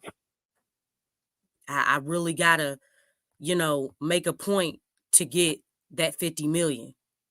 You know what I'm saying? So that right there is a concern Yeah. because if you think about the mentality, that same mentality that he's going in for this season, he went for last season, and look what happened. But not only that, I look at, you know, how is Trey Murphy gonna grow? I feel like by the Pelicans not really making a move, that kind of hurts the progression and growth of Trey Murphy because we know Trey Murphy's not going to get the minutes. They're probably going to be similar to last season, barring any injuries, because we know if somebody gets injured, he steps in. But it's like, when are we going to really allow him to grow into where he needs to be at? Because and then in that same breath, now you have DeJounte Murray. You still have CJ McCollum. You got Brandon. You still got Zion. You know what I'm saying? It's like, the thing is, and I don't even know if he is going to be a third option. You know what I'm saying? We saw how it was when McCollum, and I mean, really, when the start of the season started, um, they put the ball in his hands. So they treated him like the first option. Mm-hmm. You know what I'm saying? And then as the season went on, things started to change. But I'm concerned about that. I'm really concerned about that, like, because that mentality is still there. Because he's been saying it. I got something to prove. And Brandon's saying he got something to prove is a concern for me, because it's like, dog, who is that? Who is that hurting? You know what I'm saying? Like, who is that taking away from? You know what I'm saying? Like, who's taking a back seat so that you can prove yourself? And it can very well look like the way that it was this past season. It can still look like that. Because if Brandon's trying to do a whole bunch of ISO, y'all see what I'm saying? Right. That's not helping the team. And it's definitely not helping him. So that's a concern that I have. Like, when he says, yeah, I got something to prove, I'm like, dude, you had something to prove last season. And then last season, he said that he wasn't fully bought in. So now that the situation is changing, you got DeJounte, dog, your position and your role is going to change again. How are you going to embrace that? How are you going to digest that? You know what I'm saying? Are you going to do that and also knowing you're trying to get that 50 mil? You see what I'm saying? It's Yeah. almost, That's a it's good it's point, Lex. it's the oxymoron, like, golly, man, I don't know what that means, but it is a concern. It's a huge concern. Yeah, that's a great point because that's why it's a ultra imperative that we let DeJounte floor general because as a floor general, he'll feed the hot hand. And you see players with the hot hand, other players got to respect it. The guy got it going. You got to feed the beast. That's how it goes. So, like if it was any of this other stuff, like with BI having the ball in his hand to prove, because like I said, players have egos. And like with Brandon Ingram, I said this before, Brandon Ingram spent a lot of time as option one for the Pelicans because Zion Williamson wasn't there. But BI was there.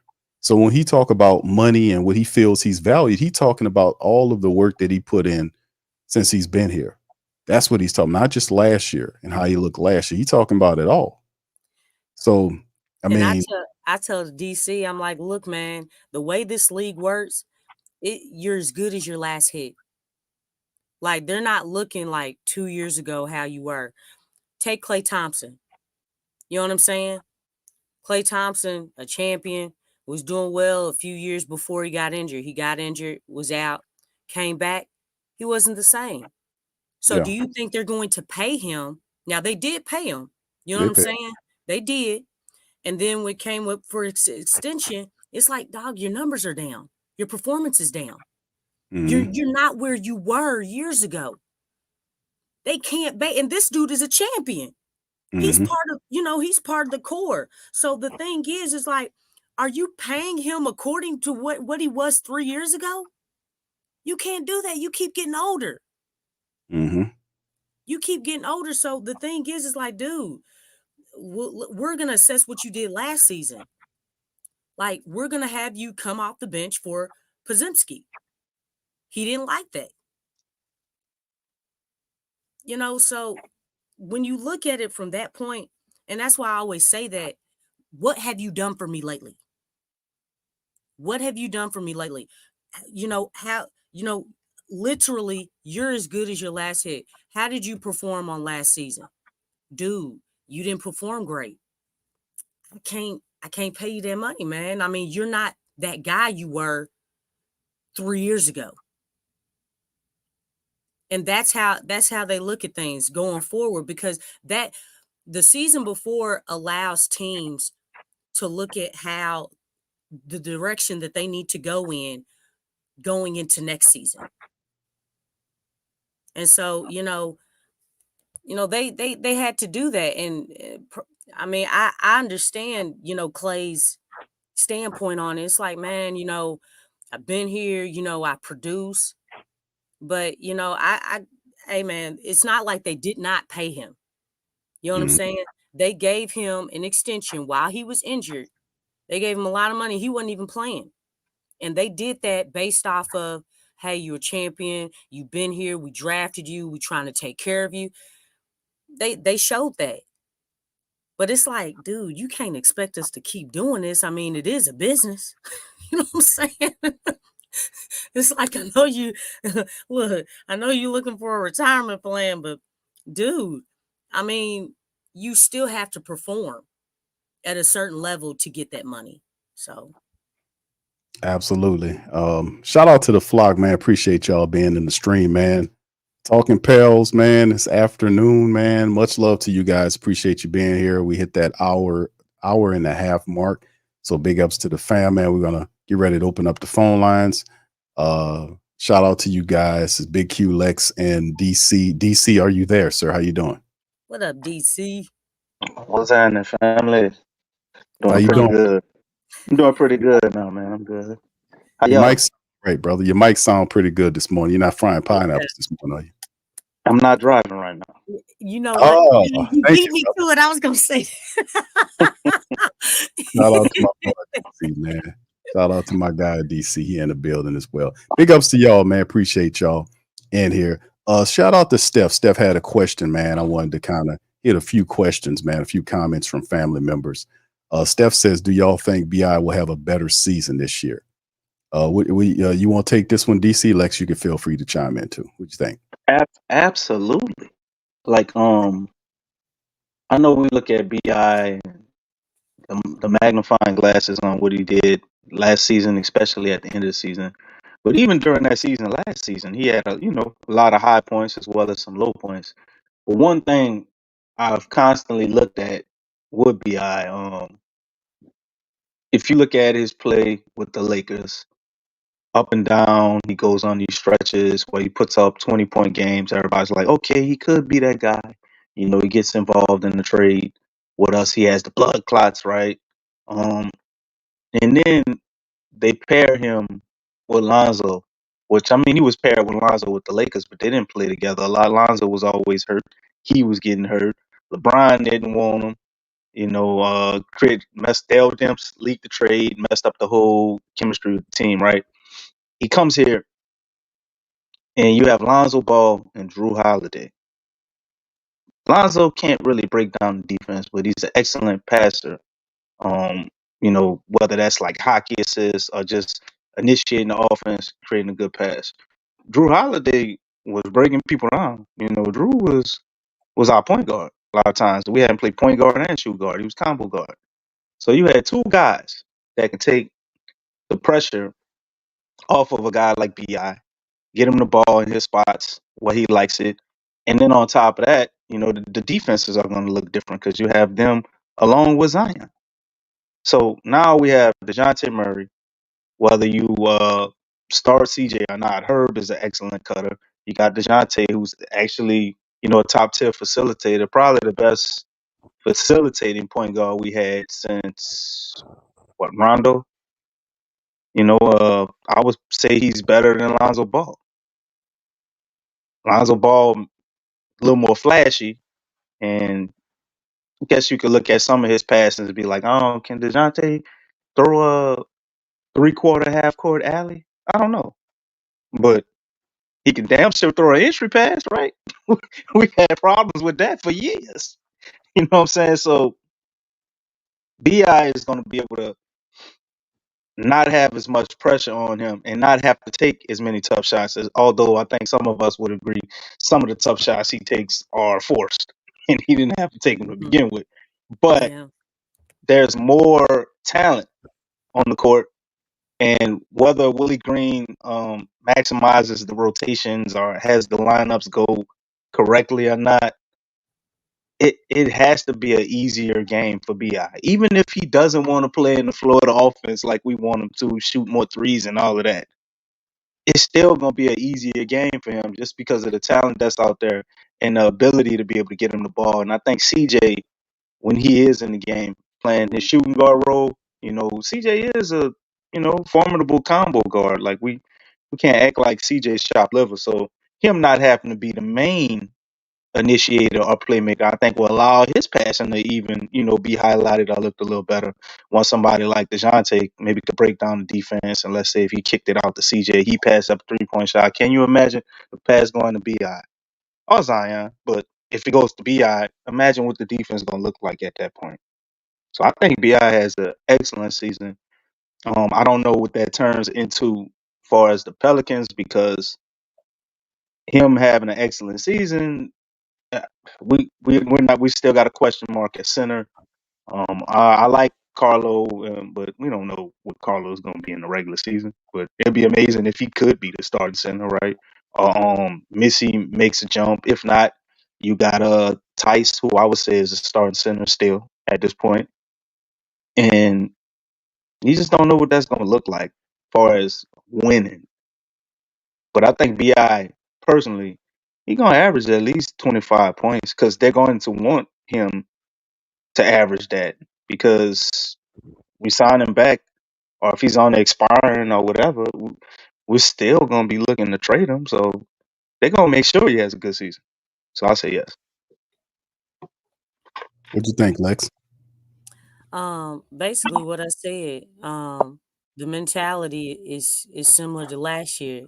Bi has something to prove, so it is a concern because we don't know what that looks like. That could be more iso ball. But one thing, and somebody pointed this out because I was going to point it out. But Michael De Blasio, is that your? I hope that's how you say your name. But he says, I remember in FIBA, Bi looked lost playing with all those other stars, and that opened his eyes. Um, that's another thing. When Bi's around a lot of talent, you know, is he going to respond? Because, you know, if you think about it, with that team, he was probably the most decorated out of everybody. Like he was a top pick. I mean, Anthony Edwards, he was a top pick as well, but most improved player. Bi was an all-star at that time, but he was very highly touted. And as far as with the net rating, he ended being like the second to last like player, as far like worst player on that team amongst all that talent. Like he could never find his place. So, and I know it's a different, if it's a different, totally different team, totally different strategy. But that's the thing about being a star, is being able to find your place. You know what I'm saying?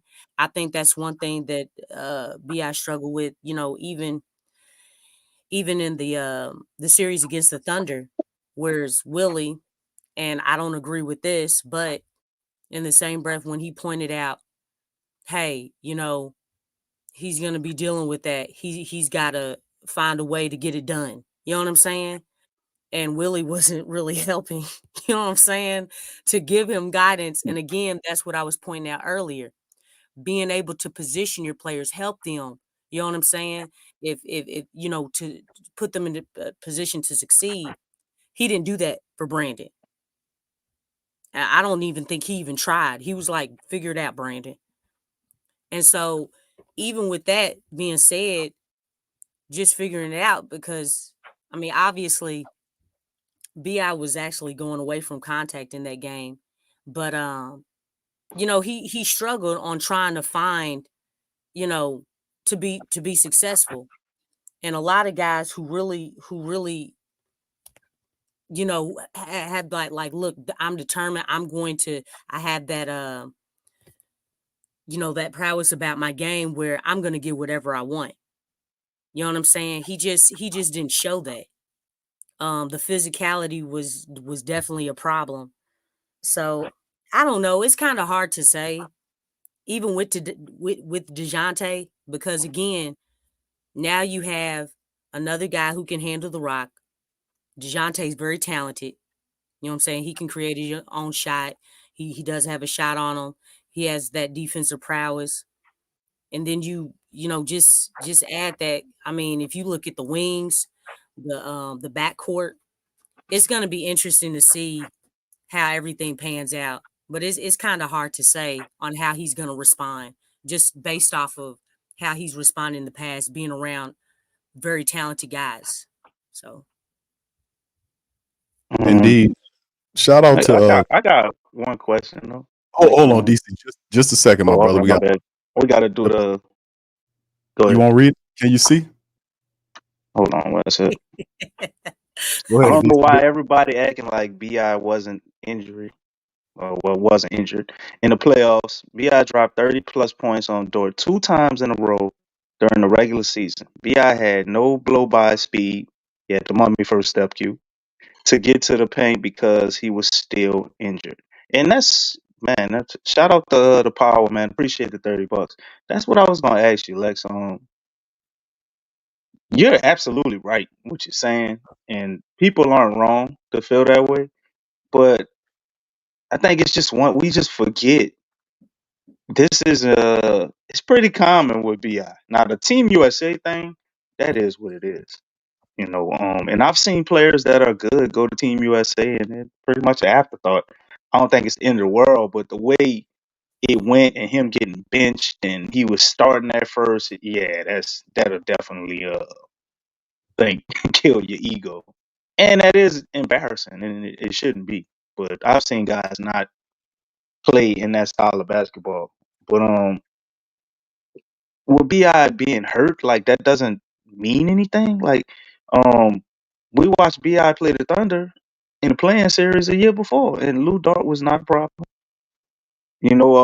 They definitely had an issue with what we played them this year. They did us pretty bad. Bi didn't score good, so they became a better team. So I'm not gonna say their defense didn't have anything to do with it, but him being injured and obviously not looking like himself, other than the Sacramento game. We look at the Sacramento games; we just dominated them all year. But even the Lakers game, where he got benched, still it was the same thing. So I look at it as that version of him. I don't think that's what we're gonna see during the season. So even with that and with other players, I mean, we're looking at it as if more stars around him is gonna make him, I guess, not as good, or he can't rise up to another level because he isn't able to play with more talent. Like that's the perspective, or are we saying Bi is just not that guy because of how he played coming off an injury? He was 100% healthy, and this is just him. Because when I watched him in the Thunder series, he didn't look like himself. Like, and I don't mean because he wasn't scoring. I'm just talking about how he was moving. He didn't have the same burst, the same speed, the same. He wasn't getting off the ground like that. He was ginger a little bit, but he was out there playing. Most times, and let's say we would play well, it's just crazy how narratives go. If we would have played well, Bi would have been commended for playing through injury and trying to stick it out. And he didn't have his best, but he was out there. Let's say we won 2 games or so, and he still averaged 14 points, but we won 2 games. The narrative would be totally different on Bi. Just like the fact that Bi is injury prone, and he misses all of these games. Yet we saw Mikal Bridges, who just got traded to the Knicks, over the last 3 years. Bi played more games than him. But the narrative is Bi is injury prone and he never plays. But Mikal Bridges don't have that title at all. So it's just, I don't know, man. I think some of it is some of it, not all of it, because what people are saying and what it is what it is. I mean, that shit ain't acceptable, what we saw. And you want your star player to be able to do more than that. But everybody can't be Kobe and Michael Jordan, and Bi ain't that. His mentor is Kevin Durant, and we've seen Kevin Durant choke all the time when all the pressure has been put on him. He's done nothing legendary without other people, other than almost beat the Milwaukee Bucks with his foot on the line. That was the most legendary thing I've seen from Kevin Durant at one game. A whole bunch of other games during the playoffs, he disappeared. And he was healthy. So this is Bi is KD light. So it's a similar thing. But we don't think he's gonna play well this year, or he's gonna regress and be worse because of the addition of a point guard. When he himself at the end of the press conference during the season said things would be a lot different if we had a point guard.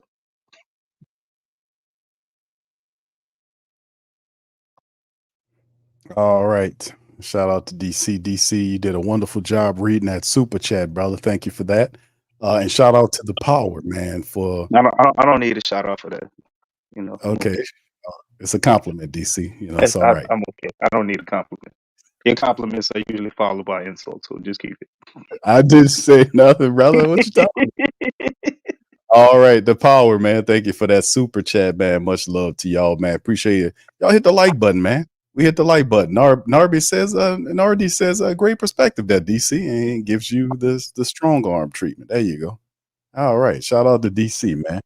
But anyway, listen, this is we got the two things. Number one, we have the lines of communication open up for you guys. The link is pinned to the chat if you want to pop in on the Pelican Talk. We won't be going long today because it's Saturday. I had a long stream last night. Plus, I got to do some cooking. You know how I do. But there's also, you can pop in and chime in today. The link is pinned to the chat.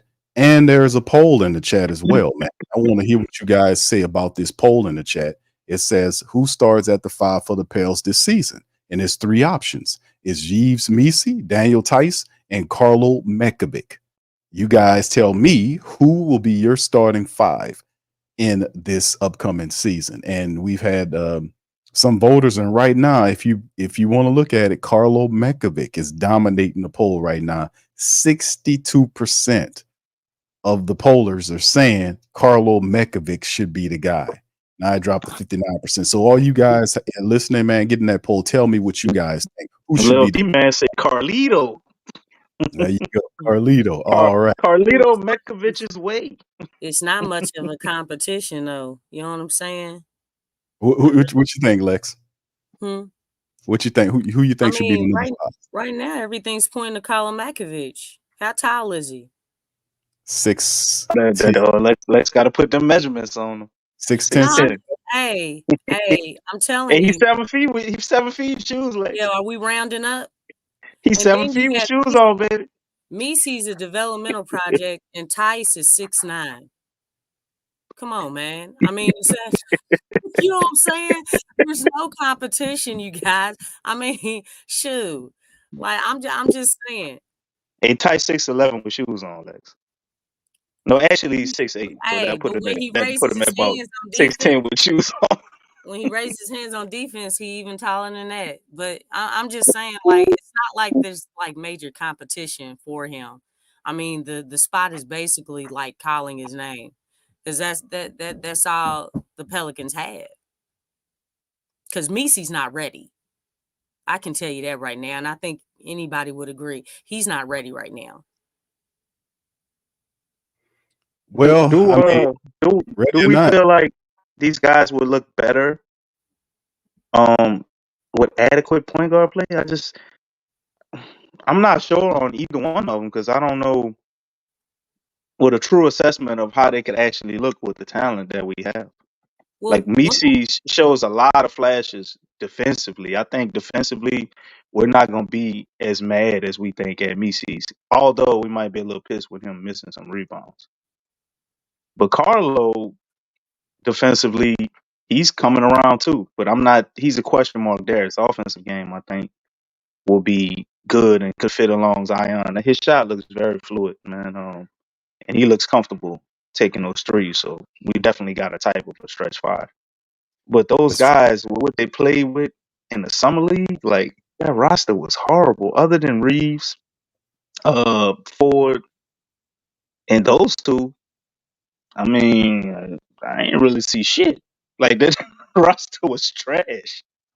So with better players, especially with bigs, you don't think they look a lot better? Or a guy like Mekovic could challenge for the starting spot? Or Misi. You mean Makovich or Misi? Either one. Like I think to me it's a question mark. That's why I say Daniel Tice is a starting center because he's the most proven. Well, I But think Tice is going to play more minutes because I think you have to, I think we're focused on a start, who's going to be the starter. But really, it's more so who's going to get the most minutes between those three. Now, I do believe Okay. Tice is going to get a lot of those minutes. He's going to get like starter minutes. But to start games, I think, for matchup purposes, starting Makovich would probably be best. Well, I guess it would also depend on, the matchup. But he's our biggest center, so I guess you got a point there. yeah, and then you have to But think he got the skills of a closer, you don't think, Lex? I think Makovic's skill set more fits being a closer than the starter. His skill set. I mean, again, he looked like he could be a better stretch than Tice. we know how Willie's gonna think. I mean, because Tice is 6'9". He has experience. He was in the finals with the Celtics against the Warriors. You know what I'm saying? So experience wise, I think Daniel Tice will be out there. But as far as matchup purposes, and you still have a big who can move pretty well, it's more than likely gonna be Makovich. Because Makovich, between him and Misi, Makovich has more professional experience because he played as a pro overseas. Yeah. So a legend. I mean that experience and having that height, you know what I'm saying, is definitely gonna help Makovich out. Because really, Misi needs reps. He needs reps. He just needs to play. So I think he'll be between the G League and being on the team. I'm not saying he won't get any opportunities, but in order for someone who hasn't played basketball for a long time, and you're talking about the way the team is set up, the Pelicans are set up to win now, right? We all agree on that? Oh, yeah. We're designed to win now. So the thing is, if we're designed to win now, you're not trying to take one player, put them in a starting position and they're a developmental project. That really doesn't make a whole lot of sense. You want some type of experience there. But I do feel like Tice is going to get the bulk of those minutes though, because Willie Green does like small ball. Yeah, he's 6'9", so that fits it though. 6'9", DC. Is it really like Willie Green likes small ball as far as being small, or he looks at them being like mobile? I know you. Come on, man. Wait, hold up. I got somewhere I'm going with this. Hold on, what's the question again? Does Willie Green really like small ball, or does he really just like his center to be mobile and able to be switchable? So if we have a guy like Misi's, yeah, well, I mean, he can stretch the floor. Meritage is mobile. He can switch. He's very fluid. You could say the same thing about Misi's. Misi's is probably our most mobile center, but he can't stretch the floor. So if one of those guys emerges as what they can be, right, will Willie not be inclined to play them just because they're too tall to be a small ball center? No. I don't think the height has to do it. If he Yeah, had a big um, 7-foot center that could run the floor, DC, and do what he wants, I think he plays him.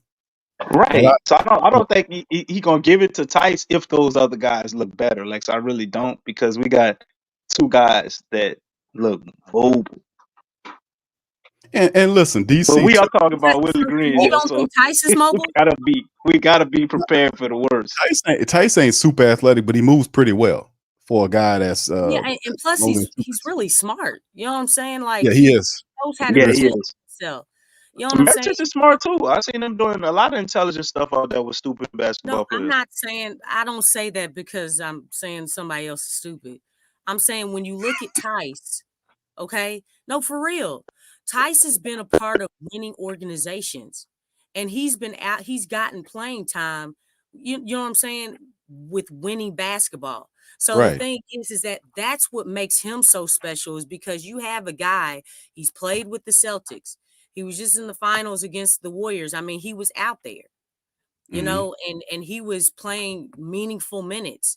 You know, that experience, especially if the Pelicans are trying to get to a winning foundation, not just in regular season, but beyond that, that's going to be very key. Also, just to add, I think this is the stat of the show. This is the stat of the show. I'm gonna drop it on y'all about Daniel Tice. Daniel Tice also shoots the 3 ball, DC. Oh yeah, At, only one a at, game though. One no, or 1.5 a game. it's last year. About the same, a little bit more than Big V. Not much. Last year for the Clippers, he shot 73 pointers. He hit 26 of them for 37.1% from downtown. So that is the stat of the show, that Daniel Tice shoots the 3 at 37%. You gotta Not shoot bad. 2 or 3 a game, bro. You gotta Not shoot 2 bad. or 3 a game. Now his foul shots ain't all that. He's about 76% flat from the foul line, but he shoots 37% from Well, downtown. that 3-point percentage is gonna come down, AQ. But That you know was a what? blip on the radar. It's gonna be more like 34. Hey, but you know what? That's not the first time though, DC. He shot the 3 ball pretty decently. Shot it almost 39% when he was in the second year with Boston. But you know, Okay. like, yeah, he was How many attempts? How many attempts was that? 67%. I mean 67. No, He was 67 attempts. 67 attempts. He was 26 of 67 for almost 39%. That's his second year in the league. Is And that enough to make the defense like respect him out there as far as the attempts? The I don't, percentage, yeah, but the attempts. I don't think they'll respect Okay, him. you going hey, Daniel Tice made his 3 for the game, y'all. We could just leave him off there now.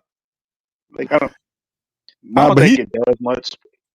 but They gotta not fear it for it to do something. Like I remember you had a guy like maybe Robert Covington, who's still in free agency. He shot like 5 or 6 threes, a game as a stretch 5. Need more attempts. At least 3, I say, to put some fear in them. Like we could look at what a guy like Miles Turner shoots, or Porzingis, to get the stretch 5 benefit. And I'm only saying that because if Daniel Tice is going to be a starter, for him to get consistent minutes as a starter and for us to like it, he gonna have to be a little bit of a threat from the 3-point line, just enough to at least be respectable to where the defense don't feel comfortable just letting him shoot those, for right. it to have its purpose offensively, which that's really my main concern. As far as our big rebounding, if we can rebound good as a team, I think a lot of this stuff with centers, like it's until we play certain teams, we could get by because we play really excellent defense and don't allow people to get to the hole that much. But when you got like an excellent point guard and they go to putting us in that pick and roll, oh, they be killing us. Kid. They be killing us with that pick and roll. Or what you call it, unintelligent switching. But other than that, our defensive philosophy actually works pretty well. We're, I think, probably top 5 in the league of people getting to the rim. We don't allow a lot of people to get to the rim. So Ice out there, people not getting to the rim, but on offense it's still 4-on-5 with a clogged lane. I don't know, bro. Hopefully, one of these guys can figure it out. It's pretty much a toss up, though. To be honest, this is a good conversation because I don't think any one of us knows who's really going to be the starting center, regardless of what we say. Because it's a question mark till we see the preseason at least. Yeah, I'm looking at it, DC. I'm checking out the poll right now, and it's Carlo Mekovic all the way. A lot of people, 60% of the I, polls, I'm Mekovic. with Carlo, man. Carlo looked like a better 3-point shooter than Tice to me right now. I don't know how that look in live game action, but I ain't seen Daniel Tice survey the floor, take a step back and pull up a three, and it look clean. I ain't seen Tice do that, bro. Carlo look comfortable out there. He look like how he look in the Euro League, but it is the summer league, so his shit might look totally different come time against the real NBA players. Yeah, it always is a difference, bro. Let's talk. Pelicans Nola's asking, says, DC, what do you think about Jordan Hawkins in the summer league? Uh, Let's move it there because I wanted to kind of do that too. I wanted to kind of put a okay. bowl on summer league, bro. So, go ahead and drop that, and then give kind of your recap on what you thought about the summer league. I think the summer league for as a whole was a success, and I'll say that later. But as far as Jordan Hawkins,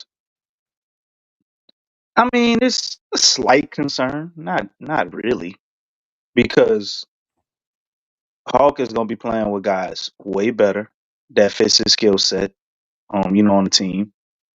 We all looking at him shooting, and we like, oh, his shooting was off. His shooting wasn't as good. But you know what I did notice about Hawk? He played way better defensively, and nobody don't even talk about it.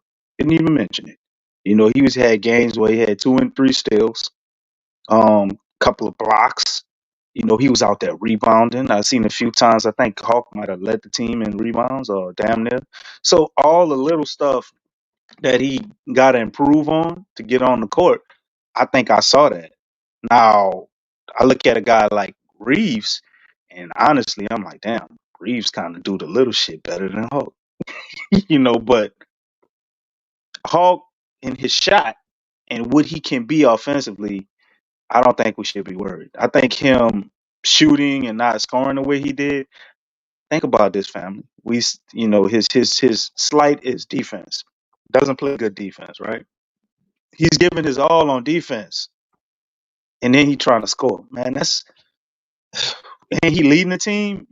As the scorer, that is a tough thing to do. You're asking a guy who we see as an offensive player. Hawk went the summer league and was trying to be a goddamn two-way guy. He trying to be the best he could be on defense and on offense. His offense is obviously going to take a hit just from that. And then you add in the fact they got the man playing point guard. He is an off-ball scorer. And they got him out there playing point guard, which I know some people disagree with. I don't think it's the worst thing in the world because you got to get him used to having pressure in that way. You want to help him to improve his dribbling by any means in live game action. I understand why they kind of did it.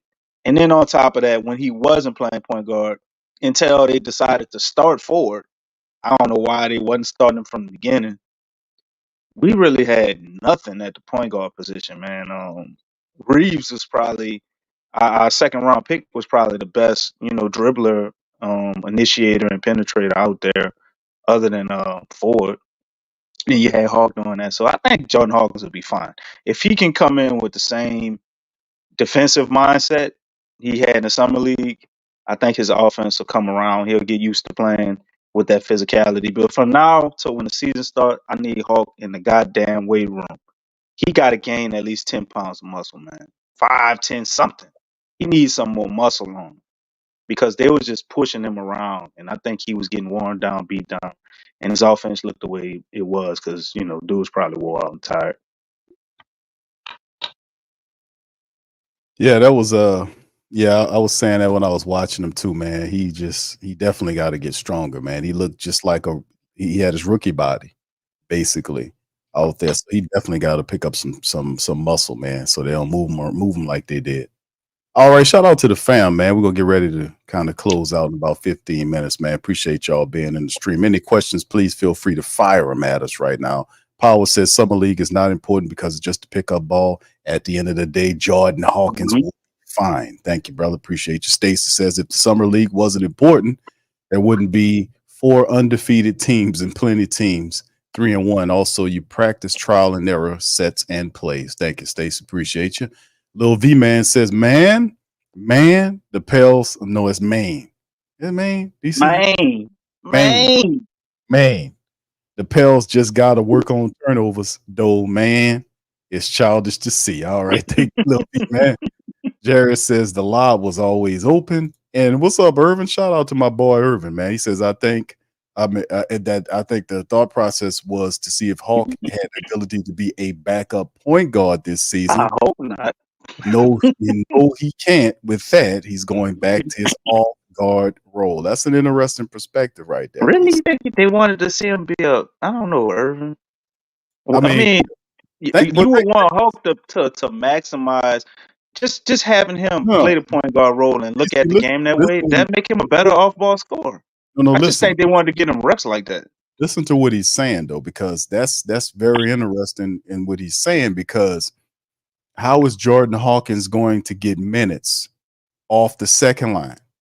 If not, that was the reason to kind of see if he could play that role. Because how is he going to get minutes, DC, coming up here? Well, if he can play his defense, I think they can give him minutes at the 2 or the 3. Okay, if he can play defense like that. Okay, give me your second line. Give me your second line. Well, shit, we don't know what the first line gonna be. Well, just try. Okay, just try. But I would say Jose, and then if Herb not starting, some people would say Herb at the 2 or the 3.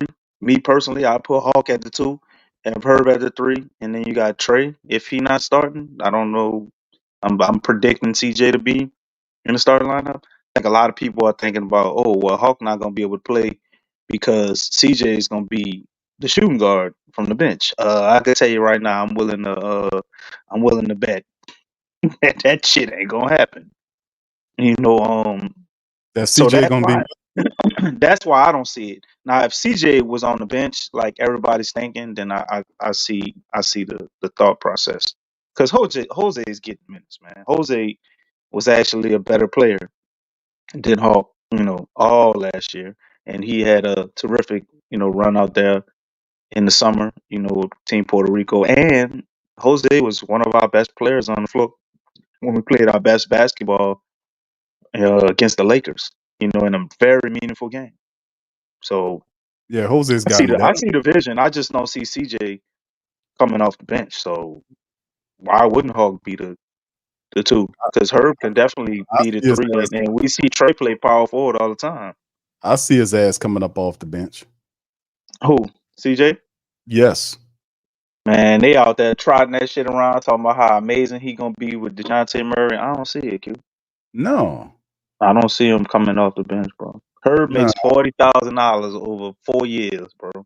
They is not about to not put him on the bench for a guy who make his whole damn salary in 1 year.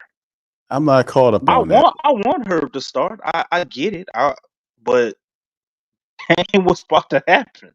Yeah, but I'm not caught up on it. If it does, then I still Irvin is right. We got an issue because how you gonna give Hawk minutes? I still say Herb starts. I say Herb and Murray starts in the backcourt. CJ comes off the bench. He still gets because that's what you want to do. That's smart basketball wise. Right, but he still gets starter minutes. He still gets good minutes off the bench as a 6th man. So I don't think the starter thing is as big as a lot of people are hitting on. Because DeJounte Murray and Herb, that is going to be a top 5 backcourt, man, in the game, man. If you think about it, man, that's going to be an excellent backcourt. I think they complement each other excellently too, with their ability to probably play off one another. They're already hanging out together. I think they're gonna really get along. So their chemistry is gonna be extremely high. He shouted them out. DC, he was the first one he shouted out. Shout out to Herb Jones. I'm gonna take care of him. He a real one. He a real one. He said him first. And DeJounte Murray gonna go out his way to get her easy looks. That's right. Like I said, man, this is gonna be good. This is gonna be a good. That's why I was like, I like Herb. And Herb is an excellent cutter.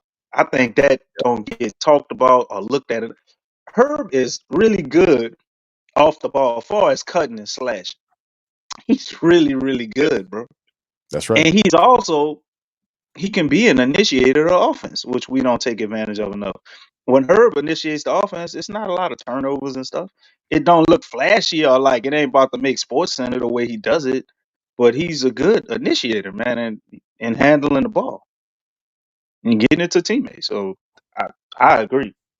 But the only thing is where it's like, so if we start Herb, right, I think automatically by default, if you're maximizing Zion and you're going to start Herb, you have to start Trey. But they're not going to do that. They're going to start B.I.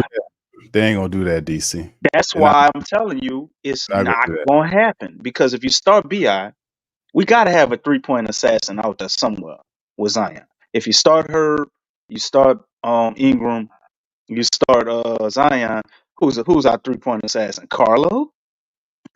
You know what I'm saying? Like, DeJounte could hit threes. Yeah, he shoots 5 Herb a shoots game 3 or whatever.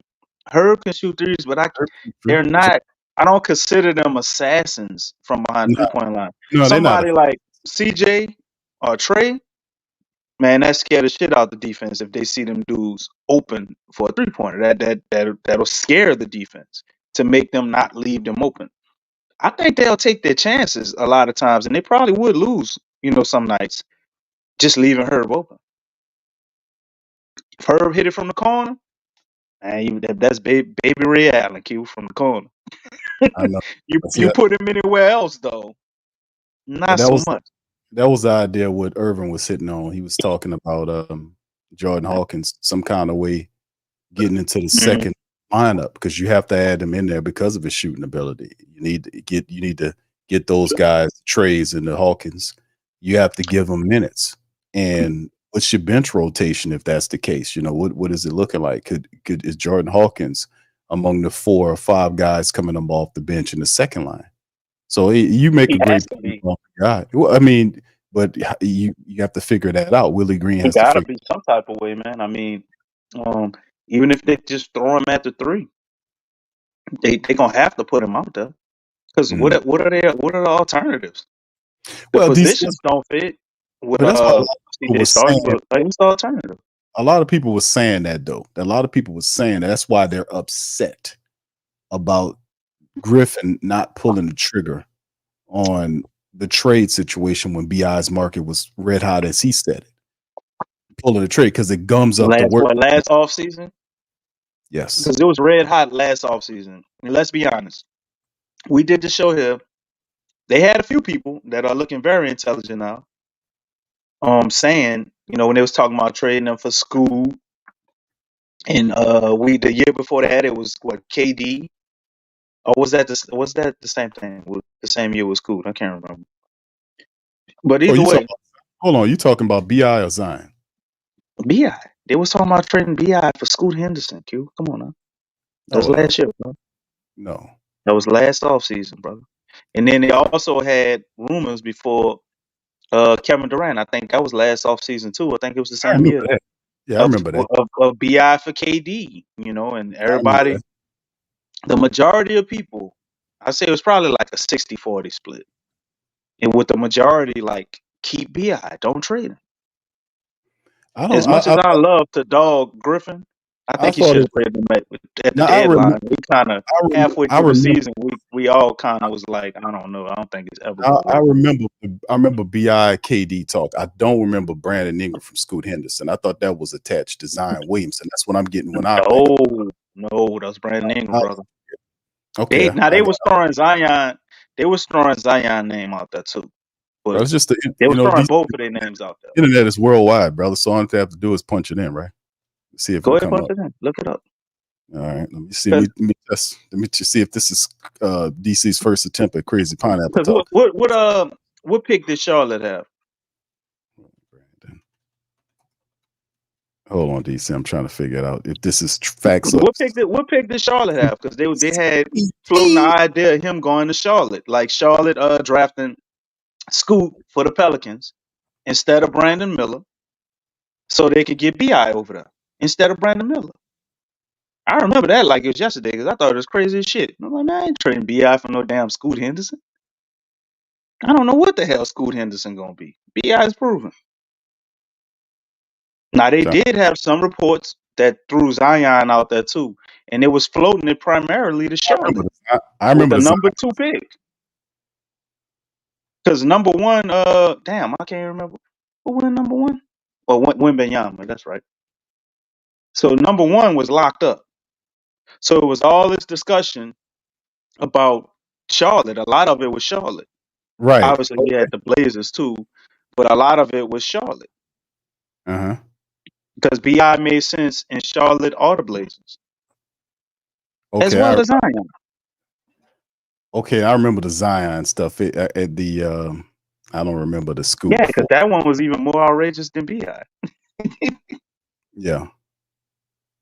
Yeah, that was. But all them insiders was saying that, man. They were saying, "Oh, Zion Williams, it's smoke behind." I'm like, man, shut up. That's not gonna happen. I ain't Nobody gonna trading no damn Zion for Scoot Henderson. Like, come on, man, y'all shut crazy. up. We would have drafted Brandon Miller before Scoot Henderson, and we like that wouldn't. That's stupid. Then Brandon Miller from Alabama. I'm looking at it like, so we trading Bi for Brandon Miller because there ain't no way we gonna do Scoot. I know we need a point guard, but Till says he agree. He says both Bi and Zion were mentioned at a point, on a point. right, Okay. right. Thank you, Till. Appreciate you. All right. I didn't remember that, man, but shout out to y'all guys who do. That's why the flocking fam is up in here, dropping some scoop, getting the facts together. So, but wait, we're getting away from the point a little bit. No, I was about to see if it was CPT from DC. That's what I was trying to figure out if that was. Hey, I was on Color People Time today. I was late. I'm sorry. No, But crazy. anyway, no, I was Color People Time. I was late. But anyway, the point was at that point in time, Bi had a high trade market because you had those teams going for that, and then they had mentions of Kevin Durant at some point. So I know they had other deals out there too, and a lot of us were like, "Man, I don't want to trade Bi." That's a Pelicans Nola. I see you, brother. Best one of them all, Bi for Jason Tatum. Yeah, but Anthony Davis messed that up. That wasn't on the Pels. AD said he wasn't going to extend with them people. But Actually, that was actually his manager told him that. Remember that? He came out and what was the guy named Rich Paul? Rich Paul contacted the Boston Celtics and told him, and basically everybody, and he said that he wanted that Anthony Davis wanted to be a Laker, and that anybody who trades for him, he will not re-up with you. He won't sign a deal with you. He put him out there. And he poison pilled the deal. That's pretty much what Rich Paul did. But go ahead, DC, finish your part, bro. smart. So at that point in time, man, everybody was happy with Bi not being traded. So I can't look at. I mean, you could look at it and say he should have, but we weren't even on board. Now the one that got me was the same guy they clamoring about right now that they dying to get. They could have got at the trade deadline, Jared Allen. You could have traded Bi for Jared Allen during the season and avoided this whole thing. Well, that's the one. Pelicans like it complicated. We could have had him at the trade deadline. I heard a lot of stuff on that saying that was real, and we could have had him, but they didn't want to give up Bi for Jared Allen. They wanted to get Jared Allen here with Bi. But hindsight is all 2020 because you're looking at giving up Bi for Jared Allen. So you're going with a core of Jared Allen, Zion, and CJ. Exactly. We didn't have DeJounte Murray. And I was like, yeah, I kind of could see it because I don't know if this is gonna work. But at the same time, I also was like, man, if we do that, we probably blowing up the season because Jared Allen is not gonna make us go on this strong playoff push from just getting him. We don't really have a secondary scorer. CJ is third scorer, or you could say Trey was that, but Trey was having a down year at that point. He didn't come on till like the last 28 games of the season and start playing awesome. So it was, really a catch-22, man. They definitely, I say we should have traded BI when we first got him, because that's what I was looking at when we first got him. Possibly, if we could have got somebody that fit better with Zion, I was willing to give up anybody for Ja Morant. You remember that, Q? Yeah, I remember that. I was trying to give up Yep. all of them for Ja Yeah, Morant. I'm like, he's man, like, go whatever back. Memphis want, Right. they The want. You parent. want Drew Holiday, Lonzo Ball, and Bi, get to him. Right. They ain't want to deal though. I remember we was They talking. want get to him, man. Get to They ain't him. want to deal. Yeah, they ain't want to deal though. They ain't want to deal with them. You could see Ja Morant, man, and when he played in that in March Madness, the way he was playing, bro, you could see he was special. He was like, yeah, he that dude, man. And then we had it was somebody else. Yeah, I wanted us to draft Darius Garland. We drafted a damn point guard.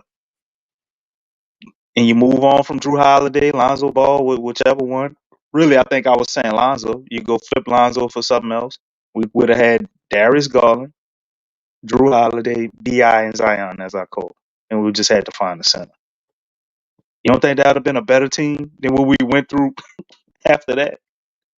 This was all obvious, man. So it was a lot of things Griff could have did better. That's just one of many examples that got us here.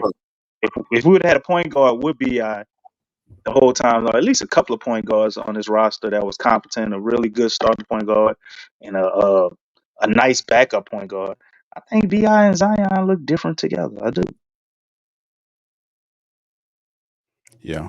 Yeah. No doubt about it, man. Because everybody can be themselves. DC, if you got a floor general who decides who gets the Hey, you ball take pressure off of them, bro. You can do the point Zion thing when you want. whenever you want. You don't have to force the ball into his hands to do this. No, everything flows like it's supposed to. It's all natural and organic, like it's supposed to be right now. All right, big ups to the fan, man. Hold on. Yes. Oh wait, you bring What is, somebody in? well, yeah. What you about to say, DC? You about to Oh, I say was something? just replying to Irvin, man. He said Garland didn't have enough film on him to risk that type of trade at the time. Brother, I'm not talking about a trade. You got to remember, I'm talking about 2019. We had the chance to draft Darius Garland. And just like Ja Morant, you go back and watch this show. We were extremely high on Darius Garland because when you watched his tape, you could see everything he was doing in the league. It was all there. Remember that, Q? Darius Garland. I was, we getting Darius Garland. Can we get Darius? He's like, bro, we got Lonzo Ball. I said, man, Lonzo Ball, get the fuck out of here. We get Darius Garland. And it was so easy. It was right there. We had the number 4 pick from the Lakers. It was right there. Mm-hmm. And when he didn't come off the board earlier, I'm like, yeah, we getting him. And we trade for Nickeil Alexander-Walker and fucking Jackson Hayes. Yep. Stupid. What a dumb move that was, boy. And then end up Stupid. I don't want to, and I always was conflicted on having a young rookie center paired with Zion. Why the hell are we trying to pair up a rookie backcourt? What is this shit? I always thought that was stupid and didn't make any sense. I mean, we had Derek Favors, but it's like you're trying to get this other center for the future, and man, go get somebody who know what they're doing at center. Especially at that time, it was easy to get centers at that time.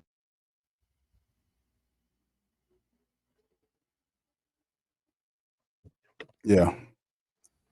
Man, it's interesting, man. All that how it all goes, isn't it, man? All the trades with Steven Adams and all that, man. Getting him out, him and man. Bledsoe. Bledsoe Bleeding Sore, as we called him. Chief Bleeding Sore, Eric Bledsoe.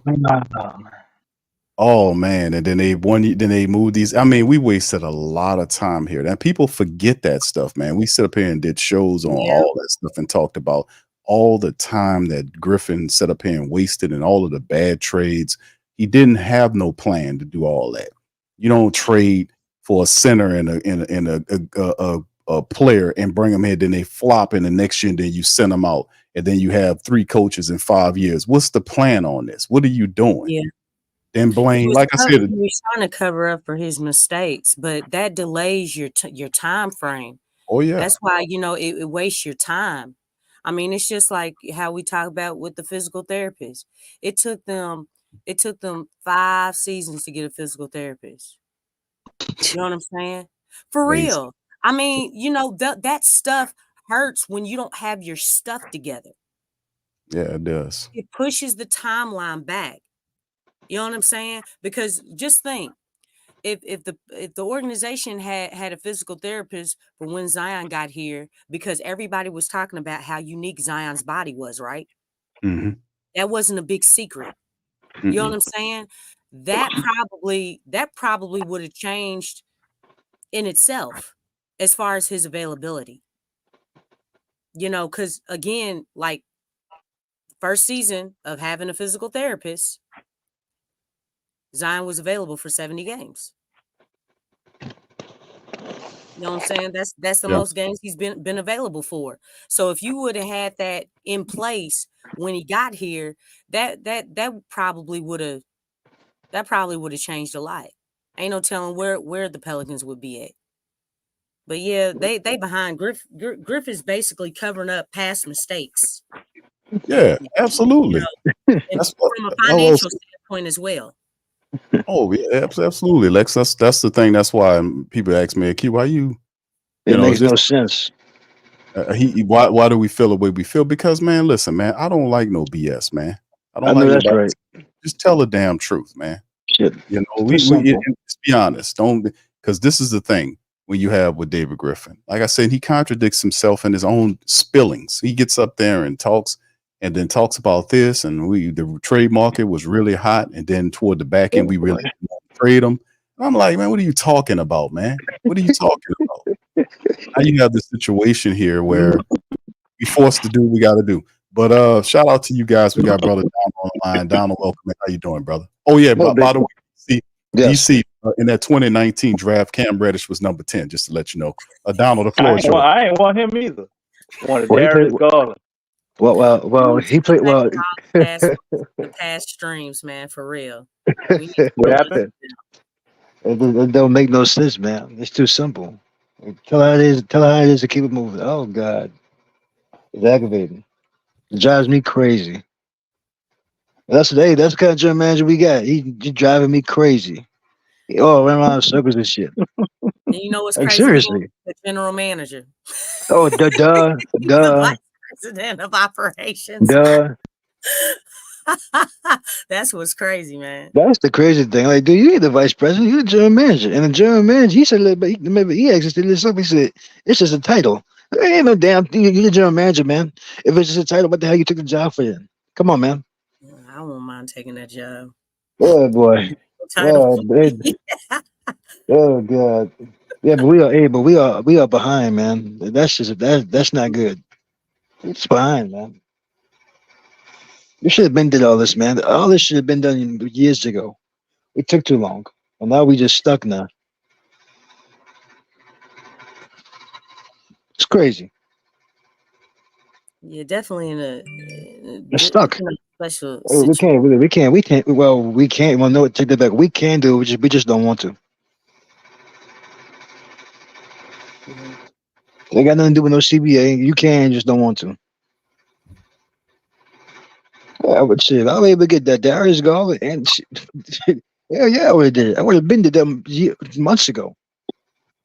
I get Jerry Allen, but did that months ago. No, I'm talking. It was the draft, brother. We yeah. If you able to they draft didn't have a trade dudes, where we could have got him. It was the man, draft. my point. 2019. Yeah, I agree. I totally agree. We just didn't want to do it. But we got other players, and I'm like, they're not even on the team no more. Check out what Nickeil Alexander-Walker. Well, he in Minnesota. He actually doing good. But Jackson Hayes ain't doing good. He on his way out. See, but this is how it is, though. Yeah, that Jackson Hayes selection was it's not good. That was a bad pick. That was bad, man. That was not good. NAW and Jackson Hayes, those picks were not good at all. You had 3 first-round picks that year. We could have really done something with that. Yeah, I forgot the dude name. He from overseas. What was that dude name? Lazada Silva, he another one. He didn't even play on the team. That's a DC favorite right there. Man, it never worked. Ooh, that's Steve picture right there. That was a waste. Ooh, that's not good. That's not good. Hey, hold on now, Down. Don't be saying that DC on here, man. You don't like that when Well, you talk. I ain't worried about that. No, I don't care about that. Didi wasn't a good pick, man. He ain't here no more. What you Hey, mean? I don't care about that. That's you. Mm. That's your fault. Tell him, Don. Shit, who cares about that? Hey, if you want to win, you want to lose. That's all I know. That's just foolishness right there. That's just foolishness from the beginning. That's what people ain't realizing. Yeah, that was in 2019 draft, man. 3 first-round picks. Zion was Yeah, it. man. You got to hit on all three of those. You couldn't even do that. We supposed to be on another level with that one, man. We're supposed to listen. We were supposed to win more games. So much better, bro. We had a whole like we were way behind. Yeah. And we were supposed to be doing what picks, Minnesota man. was supposed to be doing. The number Shoot, 4 same pick thing was with staring us in the OKC. face. Oklahoma City, they know how to draft. Both of them started their rebuild the same as the Pelicans. Exactly. And Oklahoma they actually had gotten That's further. correct. That's good. You know what Oklahoma City is so good? You want to know Oklahoma City is so good? Everything. You know why Oklahoma City is so good? Because the general manager, he's a scout. He likes drafted talent. He goes out and knows what he's doing. That's not Griff. Griff is a businessman. That's my point. Everybody don't fit, man. Griff is a GM, but he think he is. And we said many times, like, nobody really knows basketball in that front office. Thank you. I totally agree to that. Nobody has a passion for the game or an eye for talent. The people at Oklahoma City, Presti, he's a fan. He got a passion for this shit. So Griffin got that. You know what? We talk about the 2019 draft, DC. You know what's worse than that? The 2020 draft. Look at it. Who was in the 2020 drafts? That's Kyra. Oh yeah, that's even worse. Oh yeah, God, that was worse. And then look, we had we could have got Desmond Bain. We could have got Desmond Bain again. And we traded the pick away. We drafted this other kid, traded him to Denver for cash. Oh God, a first round pick. We traded to Denver for cash. Man, that's crazy, bro. I totally forgot about that. Kyra Lewis, man. He we could have had maybe Tyler Hero and Tyler Hero. Remember Tyler Hero? Look at some other people. Tyler Hero was in Zion's class. Okay, well that makes sense. You got Nick Richard here. Nick, yeah. Pelicans Who was in the teams? Because we definitely would have drafted Halliburton. But I'm like, man, you couldn't foresee. Well, I guess nobody couldn't foresee Sacramento doing that because they had De'Aaron Fox at the time. So Sacramento still not running Halliburton. But man, I thought we was gonna get Halliburton, bro. I was so excited. Like, man, I forgot. He was in Sacramento. Griff. Yeah, that's crazy. Messing up if we get Halliburton. But who else could we have gotten at 13? Jesus, I gotta look at the I mean, man, Danny Algier would have been okay too. That would have been, but he went 5. He went ahead though, bro. He was he went 5, man. Yeah, he went ahead. That was Vassell. So who was after Kai? Okay, we could have got Aaron A. Smith, Isaiah Stewart. We could have got him. Willie Green would be Tyrese Maxey. Tyrese Maxey. Come on, that was the other one that was projected to us. God. If we didn't get Kyra, we were supposed to get Tyrese Maxey. Because I wanted Halliburton, and then if we couldn't get Halliburton, I was like, yeah, well, I guess we get Tyrese Maxey. And then the other guy was J. Cole. I like the J. Cole too at 13. Hey, but look at Tyrese Maxey now. I did not want Kyra, man. Kyra was like the last guy I would have wanted at the point guard spot, and that's what we got. Yeah, that Tyrese Maxey, that dude, man, that dude can play, man. Not only Tyrese Maxey, but Manuel Quickly too. Both of those. Quickly would have been better too. Yep. I don't know who better, even Josh Green. Or Josh Maxey. Green for Dallas, bro. Anybody. Yeah. Sadiq Bey, that was another guy that was projected, so he still would have been better than Kyra. Yeah. Desmond Bain. Desmond Bain, Yeah, another but one. R.J. Hampton is the guy we drafted, Q, right here. R.J. Hampton, and we Mhm. traded him to Denver for cash. Well, we could have just drafted Desmond Bain and kept him. That's crazy, bro. And I was looking at it like, I was like, man, we should get Desmond Bain. Draft Dude, that guy. our scouting department is horrible. I What the hell, man? Oh, can't y'all say need to be fired. I can't say they're horrible, man, but they definitely the drafting we made some blunders, but we know that has a lot to do with our general manager, not Yeah, just the that general scouting manager, department. he's not a scout. Yeah, he The general crazy. managers, Yeah. they are scouts. They do good. Sam Presti's one of them. R.C. Booth was one. R.C. Booth still in San Antonio. He another one. Oh, the best general manager in the business right there. The one in San Antonio and the one in Oklahoma City. I might be missing a couple other guys though. I can't think of it. It's I might sad be that the missing it. starting lineup is a big question mark, though. It is a big question mark, You but know what it's I'm simple. saying? Like, there's really not a for sure. There's not a whole lot of confidence with our starting five. I mean, Hey, yeah, we got but I tell you what, DeJounte Murray, but yeah, it's a concern because when you look at yeah, other teams, you can tell who they starting five is. You can't do that yeah, with the Pelicans right now. You know what I'm yeah, bro. saying? Yeah, You don't it's even know who crazy. the sixth man's gonna be. You know what I'm Well, saying? we know who should be the sixth man, but they're not going to do it. I know that. I ain't remember nobody else. That should be CJ, but they're not going to do that. Man, CJ should be off the team. No question. No, no, People keep wait, talking about. hold up. No, That's people a keep on. lot of money coming Here's my off the bench, problem. Here's my problem with that though. People keep telling me about CJ. They talk about Brandon Ingram. I said, first of all, I'll trade both of them. CJ Yeah. holding the team up also. I said, first of all, he becomes six man. Are you out of here? I'm No, totally he gonna have against to that. take a pay cut, man. He gonna have to take a pay cut. I'm He's totally not taking the hell though. Oh, That's not going to man, happen. to be the sixth man now. That's No. not going to happen. That's what I tell you. If I could trade No, him, So he man, got that'd be to good. go.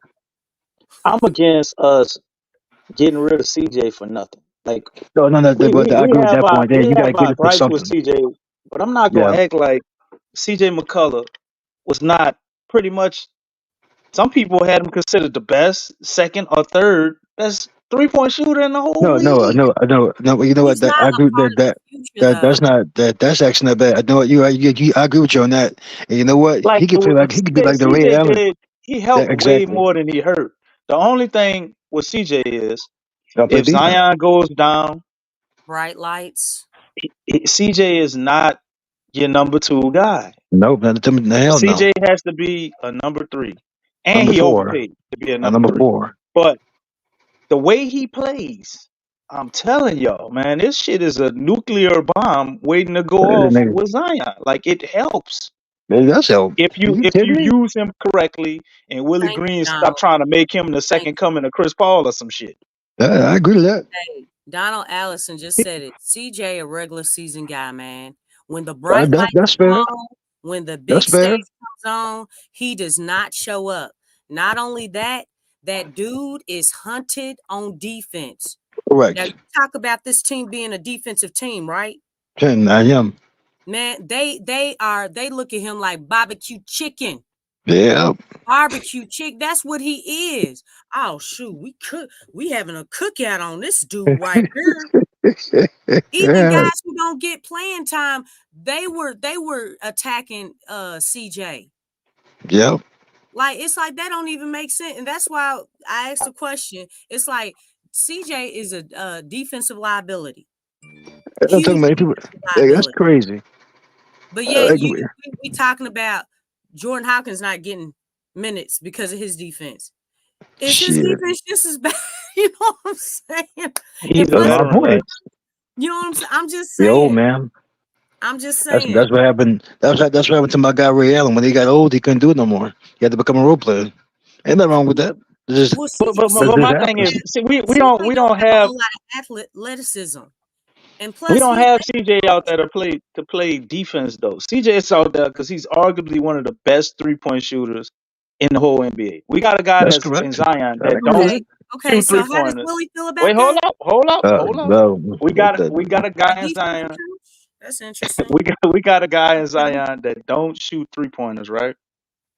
Yeah, We you put nope. need shooters around him. We know that. somebody like CJ out there with him, right? So if I'm getting rid of CJ, I don't think we become better by just getting rid of him. People like, oh, I want him off the team. We just get rid of CJ for Now you nothing. gotta get Like, something come for on, Try to him. get come You on, gotta something get man. something for for 'em. him. We got to get something for him. Yeah. Or try to replace some of that shooting. We can't put all that pressure on Hawk that he just gonna take up. That CJ was shooting You 10, know what, damn near man? 10 3-pointers a Hey, game, man, hey, and hitting them. the thing is that when Hawk was getting minutes because guys were down, what was Hawk doing? Hawk was balling. He was Oh, performing. he He was was balling. balling. He was the third in the rookie of the He was year. balling. He was Okay, balling. Balling. so that He was was balling. taken away from him. Take it away from that Come dude, on, man. man. Take away from Let his me tell you minutes and something. everything. That's crazy. DC, you have to have pressure. You don't know what you can do if you don't have pressure. Yep. That's what the problem with Griff is. No, That's no, what no, the no, no, problem no, with no. Green is. No, You missing my point, Lex. I'm Hold saying on, with let her Jay Hawk finish, though. DC. You need someone else with Hawk. I'm all for Hawk taking over that Yeah, role, there's but somebody gonna be out I there don't with like him.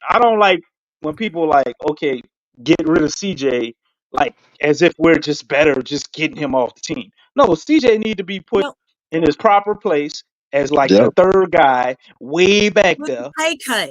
behind the other two guys. The And Pelicans have a financial problem. So the thing is, you have to because of Griff's mistakes, you have a Yep. financial problem. That's why you went with Willie Green because you were being cheap. You were being cheap, Yep. man. He You was can't a be fourth cheap. option, right? Like that's Willie not Green was good. a fourth option. He wasn't the first option for the head Nope. coach. Nope. So the thing is, that's what the problem is. You've made some horrible financial decisions. You're Yep. trying to cover up your mistakes by going cheaper. When you go cheaper, what happens to the quality? It ain't good. It ain't good. That's Exactly. all I can tell And you. that's what's happened.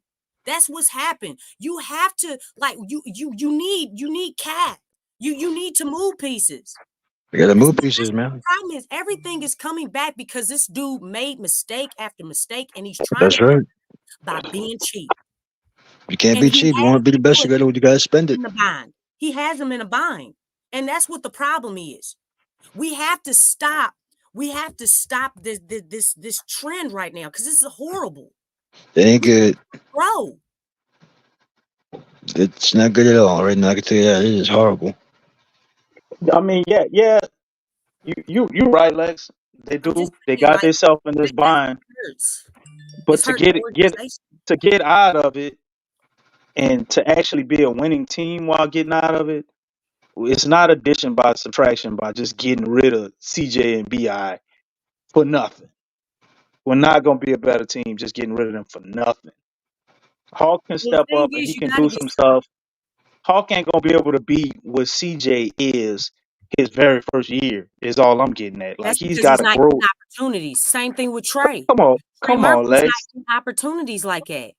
But wait, hold up. Trey and Hawk is two different things. Trey can Hey, step in and fill BI's role now because he's been in the league for 4 years. That's a But 20 to 25 point score right Hawk there. can't go from barely getting minutes to just stepping in and filling CJ role and he gonna be everything CJ is. but No, it's gonna take him a year when or he so. was getting minutes, we saw that it was promising. Like you have No, to no, give him that. it's promising, and you need to eventually move And off he of was CJ and producing. let Hawk take that role. But before we do that, we got to get a man consistent minutes, just as a That's bench what I'm guy, saying. before you could just catapult him in that and expect him to be everything CJ is. Man, That's look, all I'm you saying. see, man, on other teams, He gonna man, they, struggle. they play, yeah, but the thing is, that's how you learn. And then You you want have to So you win? a learn. nice group Do around you you. want to win? It's not like it's a whole bunch of rookies around. What do we All this learn? struggling. You So have all right, we gonna veterans put him around out there. him.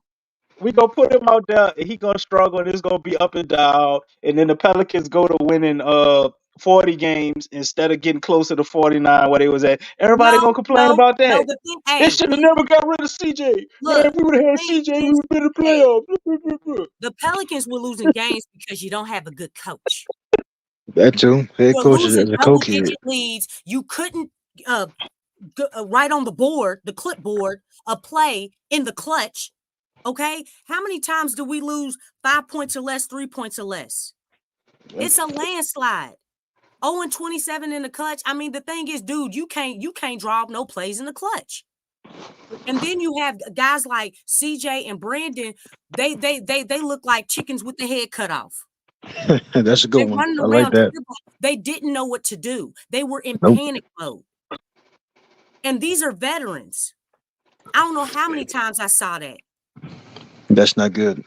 It really isn't. And that's the purpose of having DeJounte there. But it's like, golly, Yeah, CJ, how long have you been in the league? Why are you responding like you're a rookie? that's not good. And he's how old? He's the oldest on the team. That's Come on, crazy. man. And we all saw that. We can go back to some clips where they just over dribbling. It ended in a turnover, or the shot clock ran out. Like I'm like, you got to move the ball, man. He ain't trying to move the ball. I'm like, move the ball. Shit, but they don't want to do that. God, And that's then Willie, he was frustrating. drawing up plays. Willie wasn't trying to put the ball in Zion's hands. Oh He kept Lord, on going to CJ, telling him, "Yeah, this is your moment. This is your time." Y'all remember when he shit. was doing that? And I'm like, okay, what? Yeah, Huh? yeah. Why are you trying to, like, you're not even trying to put Zion, your superstar, in clutch situations. He's not even getting those opportunities. Yeah, I'm like, man, come on, man. That's not good coaching. it's not Especially good coaching. when you got a player who was hot during the game and you went away from him, and it's like, all right, well, Brandon's gonna get the last shot. Like, what happened to going to the hot hand? Read the defense. Remember when they were in Houston? They took Dylan Brooks off of Zion and they put him on Brandon, and he sicked him. He shut him down in the clutch. But Houston got great coaching, in my opinion. He don't got no talent. Like, That's a great coach. why did you? And he continued to go to Brandon when Brandon wasn't getting nothing. He wasn't getting nothing on Dylan. You should have Yeah. immediately exploited the mismatch and went to Zion. Bingo. Because Brandon was struggling against Dylan Brooks. That's crazy. The simple stuff, the little stuff, they don't want to do right. They think too big. I mean, I can't defend that. Play chess and not checkers. You gotta play. You gotta play chess every. You gotta play chess every play, every game, no matter what. I don't care what it is. If you go out and cheat, that's your problem. Hold on, family. We got a super chat we got to read. What is that? Who's Donald that? Addison. What's happening, family? Appreciate the $4.99. We have no tradable salary outside of Herb Hawk, so trading BI or CJ will have to be with a first round pick attached. I don't necessarily agree, man. If we're going after another player, Hell first yeah, you round do pick that. attached, definitely. But BI, we have until August.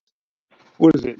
August 8th or August 6th, right? They have to figure out an extension for him by that date, if they're going to extend him, or else if we extend him after that date, we won't be able to trade him until like next year. So if they figure out an extension for BI, he's going to have to take less money. His agent has to be telling him that, because next year, maybe he gets a little bit better offer, but he ain't gonna get the 200 he want. He ain't getting that shit next year. They're not opening the floodgates till the year after that, 2026, 2027. That's when he'll be able to get probably more than the 200 million he want, because they're gonna have a lot of guys getting $300 million contracts. Like you saying with Tatum and them now, you're gonna see your first $400 million contract. So his agent, if I know this shit, and other people talk about, his agent gotta know this. So if we get BI to extend, yeah, we'll be able to trade him without attaching a first round pick. Now CJ, you got a little bit of a point, and this is why you hear me talking about what I'm talking about now. We don't become a better team by just getting rid of CJ, regardless of his shortcomings. I hear you, Lex. And They did that with JV. They just let him walk for nothing. Hold on. JV and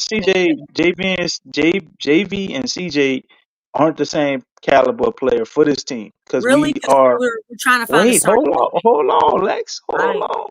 Okay. Just hear me out. I know I'm triggering you every time I say it. Just hear me out. CJ is needed on his team. Like, okay, I'm looking at Zion. Everything I say and have said today and over the majority of the shows after we've decided we're moving on from BI, right? It's all about maximizing Zion. If you want to maximize Zion and everything he can be, you need the most spacing possible. What's the best, most efficient, easiest way to do that? Shooting. Mm-hmm. Shooting. Regardless of his shortcomings, he's not showing up in the clutch. CJ ain't that guy. Yeah. And also the problem is coaching because CJ should not be in a position like Mm-hmm. he's the number 1 or 2 guy. He shouldn't be taking no shot at the end of the game And Willie unless was it's treating wide him like open. that too. Right. And a lot of this is dun dun dun because we didn't have a goddamn point guard. CJ should not have been our point guard. That play you're talking about when with the OKC Thunder, the play looked like it was drew up for trade. They were trying to go to the hot end. CJ couldn't get him the ball, so he just pulled up and shot that badass shot. And then they also got the rebound and botched that up after that. We just focused on CJ. CJ played horribly, Yeah, and he they didn't definitely have deserves. they didn't have a He contingency plan. Right.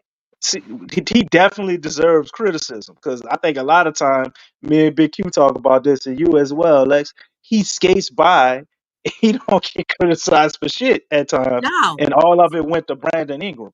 But I don't see any of those guys by themselves as just the problem.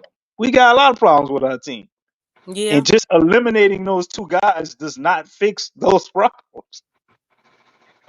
Now imagine this. I mean, Wait. This I'm gonna say this, and I'm gonna give it to you because I know you won't respond. Imagine your favorite coach, Lex, Willie Green, not being there, and you that put James Borrego you know there what? with You the trying to same press players. buttons. How does that look? Trying to press buttons. Mm. Go ahead. You Mm. got it, baby. Looks different. That look damn Okay, different. say that again. What'd you say? Thanks, Donald. We're blaming everything on Brandon Ingram and CJ, and we got to get them as if we're getting better by Mm-mm. subtracting these guys. I said put James Borrego there where Willie Green is with the same players. Are we automatically having the same conversations? Or how does that look? Like, are we still saying, oh, CJ got to get out of here?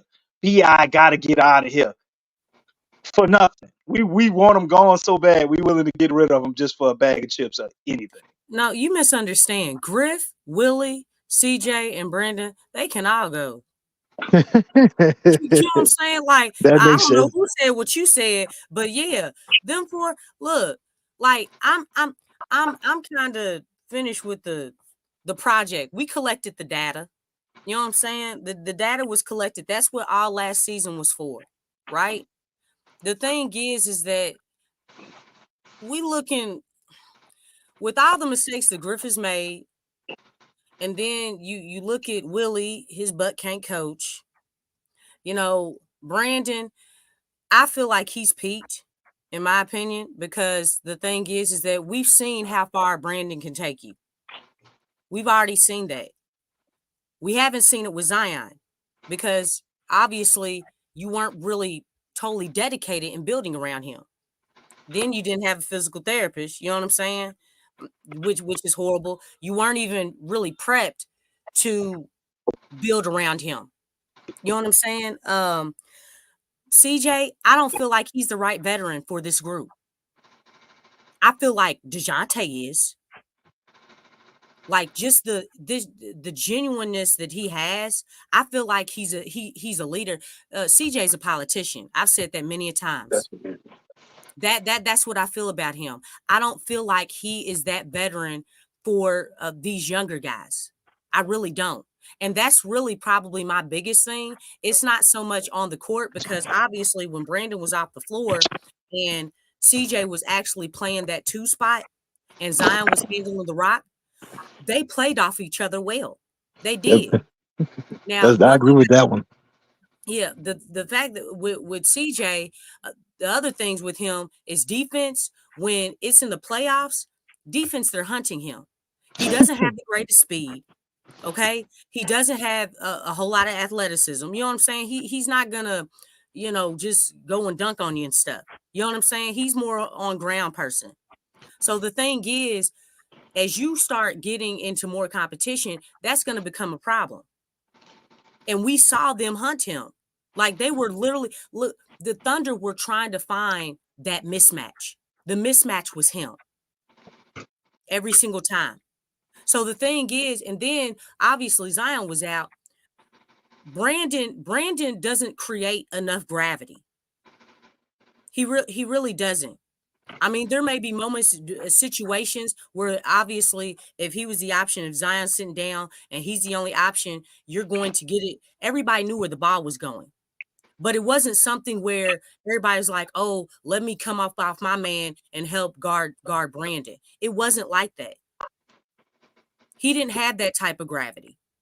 You know what I'm saying? So the thing is, if you have a defender who can play him solid, you know what I'm saying, and keep everybody else true, look what happened with JV.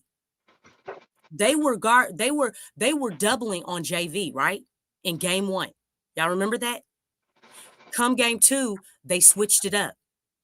And it actually surprised me because they were like, you know what?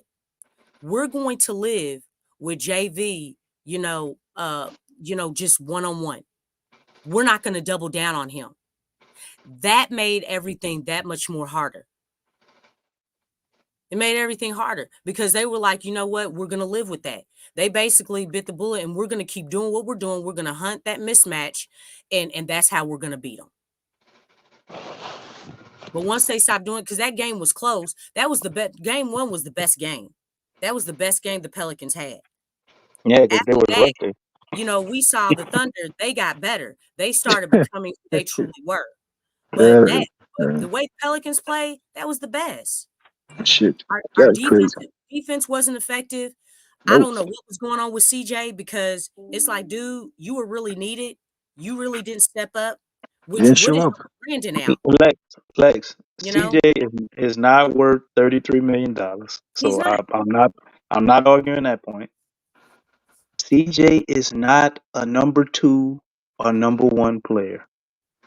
But that's If how he's Willie put used him to a that lot of times. position, well, I mean, what did he have? Zion is hurt. What's his other option? No, I'm just saying. Is he gonna catapult Trey to Even that when Zion, position even when Zion after was having him playing, on he the was bench all still a year, and he number gonna 1 and come number in 2 option. and you gonna make Trey the number 2 after Trey been playing off the bench all year and coming back from a ACL injury? They're gonna automatically make Trey the number 2. Willie crazy ass probably didn't even have enough plays drawn up for Trey to do that. He That's didn't have crazy. no plays drawn up.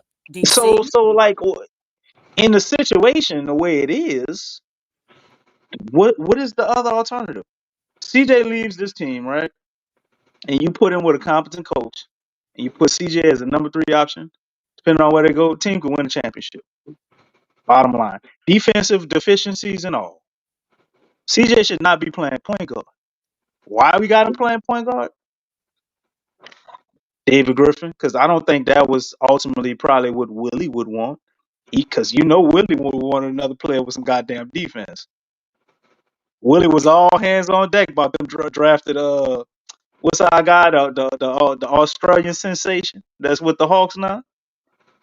That was Willie's guy. That's who he wanted probably to be the point guard, but it didn't work out. Right?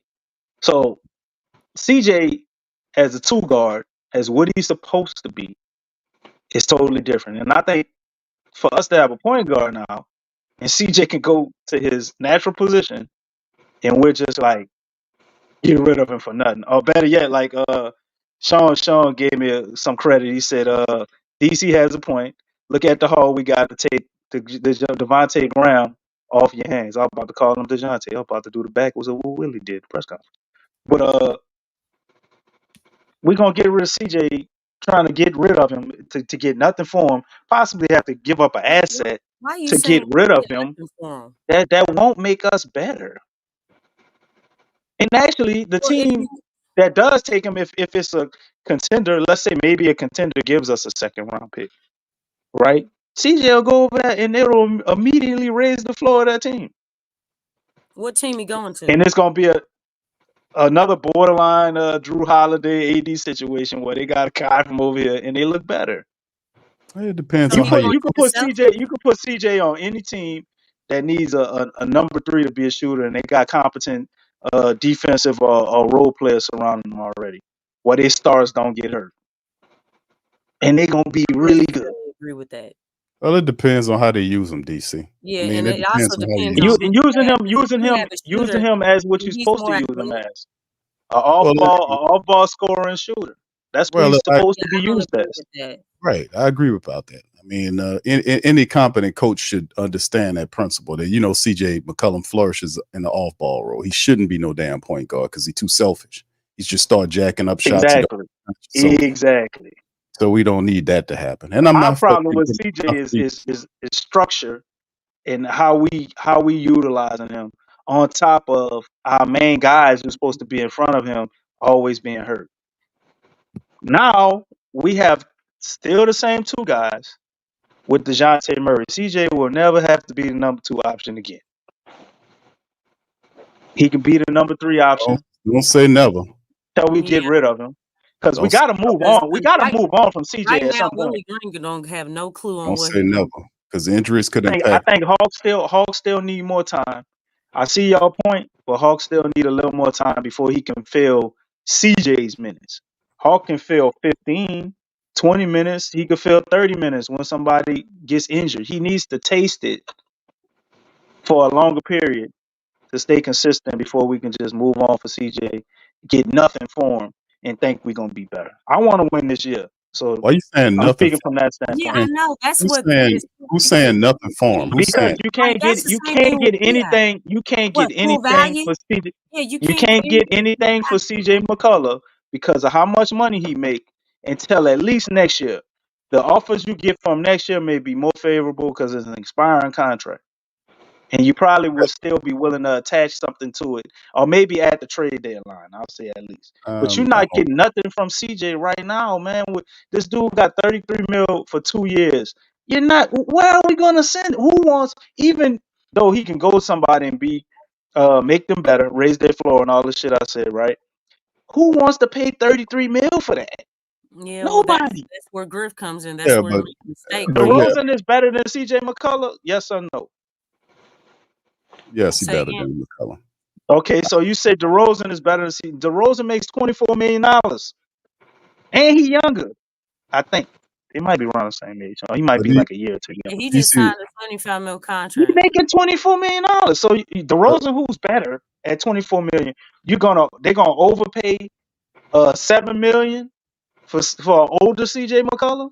Come on, man, ain't nobody doing that deal, bro. But still, in all, that's already understood. DC, that's no really reason to say that we would take them. That's already understood that CJ McCollum is not tradable right now. That's why he's still on the damn team. So I mean, I get what you're saying, and I agree with you. I don't think CJ moves, and we've said this. I'm saying we're a better team with him in our current situation. Yeah, right now, yeah, I agree with that. I agree with you're not moving him for anything. I'm not forgetting really. He's not horrible, man. Like the dude, he's just not a number. You can't put all that pressure on him. We ain't got no pressure on CJ. CJ go out there, he can have a game, hit 8 to 10 3-pointers. Damn, DeRozan. Wait, hold up, DeRozan 34, CJ 32, 504, Doc. Damn. Yeah. Damn. And he signed. Shout out to 504, Doc. I thought CJ was older. Feel like he been in the league longer to me. I guess I must have really missed a lot of them first years with DeRozan in Toronto. No, I agree with what you're saying, DC, and premise about CJ McCollum. Yeah, we know that he's not tradable right now. You're gonna have to sit on that for a little bit and see who open up. Like I think it looks a lot better next year when he has 1 year left on that deal, and that's an expiring contract. Somebody and then also this is the thing too. What if CJ fully embraces a bench role, and he's also willing to take less money for his next contract, somewhere along the lines of maybe I guess what DeJounte is making? Do we still move on from CJ, or y'all want to bring him back? If he's taking less money, is he a part of the future? 24 mil a year. He taking the $24 million a year. I think when the time come, we just need to move on from him, bro. I think because you And gotta. that ain't going. That shit ain't gonna happen. That is a Hail Is he Mary a part because of the CJ future contract direction? is up when people gonna start probably getting bigger contracts. Well, I mean, the thing is, the question is, would you give it to him? And my answer is no. I think eventually, when the time presents itself, somebody will take CJ McCollum's. I don't think it happens right now. I think it happens later. Next year sometimes when that deal becomes a 1-year deal, and I think it then gets value, doesn't look as bad. But I think you have people in place. That's the point. The point is you have young people in place that need to develop, who have the potential to be as good as a CJ McCollum. Jordan Hawkins is a young guy that needs minutes to get better, and they have to figure a way to get minutes with him with CJ on the team right now. And eventually when they do move CJ McCollum, it's just what it is. It's seen right now that Behi or CJ, even though they're currently on the team, none of these guys are seen by the ownership as future pieces. That's what the long and short of it is. But go ahead, Lex, what you saying? I mean, they shouldn't be Q, but with our ownership, we don't know how they see them. No, I'm saying you have to look at it because they're older play. Like CJ McCollum's an older player. I mean, David Griffin might come out and say, CJ McCollum wants to retire a Pelican, and we want to honor that. You one press conference away from hearing some shit like that, bro. yeah, you got a point on that, brother. You got a point on that. I can't dispute I'm that. trying to prepare y'all for the future. Now, I hope that's not the Well, I reality. think that's the thing because the future direction is very unclear. It's just unclear, man. I mean, it seems like, I feel like with this Brandon situation, it's very similar to JV's. Because last season, during the summer, JV and the Pelicans could not come up to a decision. So, I mean, that's just one of them situations, because I feel like Brandon is going to stand firm on getting his money. And the reason being is because he's looking at other guys around the league. They got paid. But the difference is that their value was high and his is not. And so he's kind of looking at things the wrong way, thinking that he can still get that. But if your demand is not high, you can't expect, demand that amount of money, especially when nobody around the league is trying to give you that. So, I mean, I don't know. You said the deadline to give for the extension is like August 8th or something. Yeah, I forget the timeline. It's like the 8th or the 6th or something, somewhere around that. Yeah, because I still feel like I don't think they're gonna have any common ground because I think we can all agree, like whether you want BI to stay on the team or not, Brandon is not worth that much, man. No, He's we can't. We definitely can't keep not both worth of that them. contract. We He's shouldn't go not. into the season with both of them. You know what I'm saying? I mean, even when because the Pelicans allowed his team to go shop around. There's no suitors. They're trying to shop around to see who's going to pay him the money, and he can't. No one has stepped up. And that right there, as a business, like, dude, why would I offer you that and nobody else is offering you that? That means if I decide to trade you, I won't even be able to do that. I'm going to be stuck with you. Look at the situation with McCollum. Nobody wants to take a 33 mil type contract. You know what I'm saying? So, I mean, the Pelicans are definitely in a bind. I mean, this is a very interesting situation that they have. Yeah, but you have a lot of talent, though. You have a lot of talent, though. I'll give you that. But it's just all messed up, man.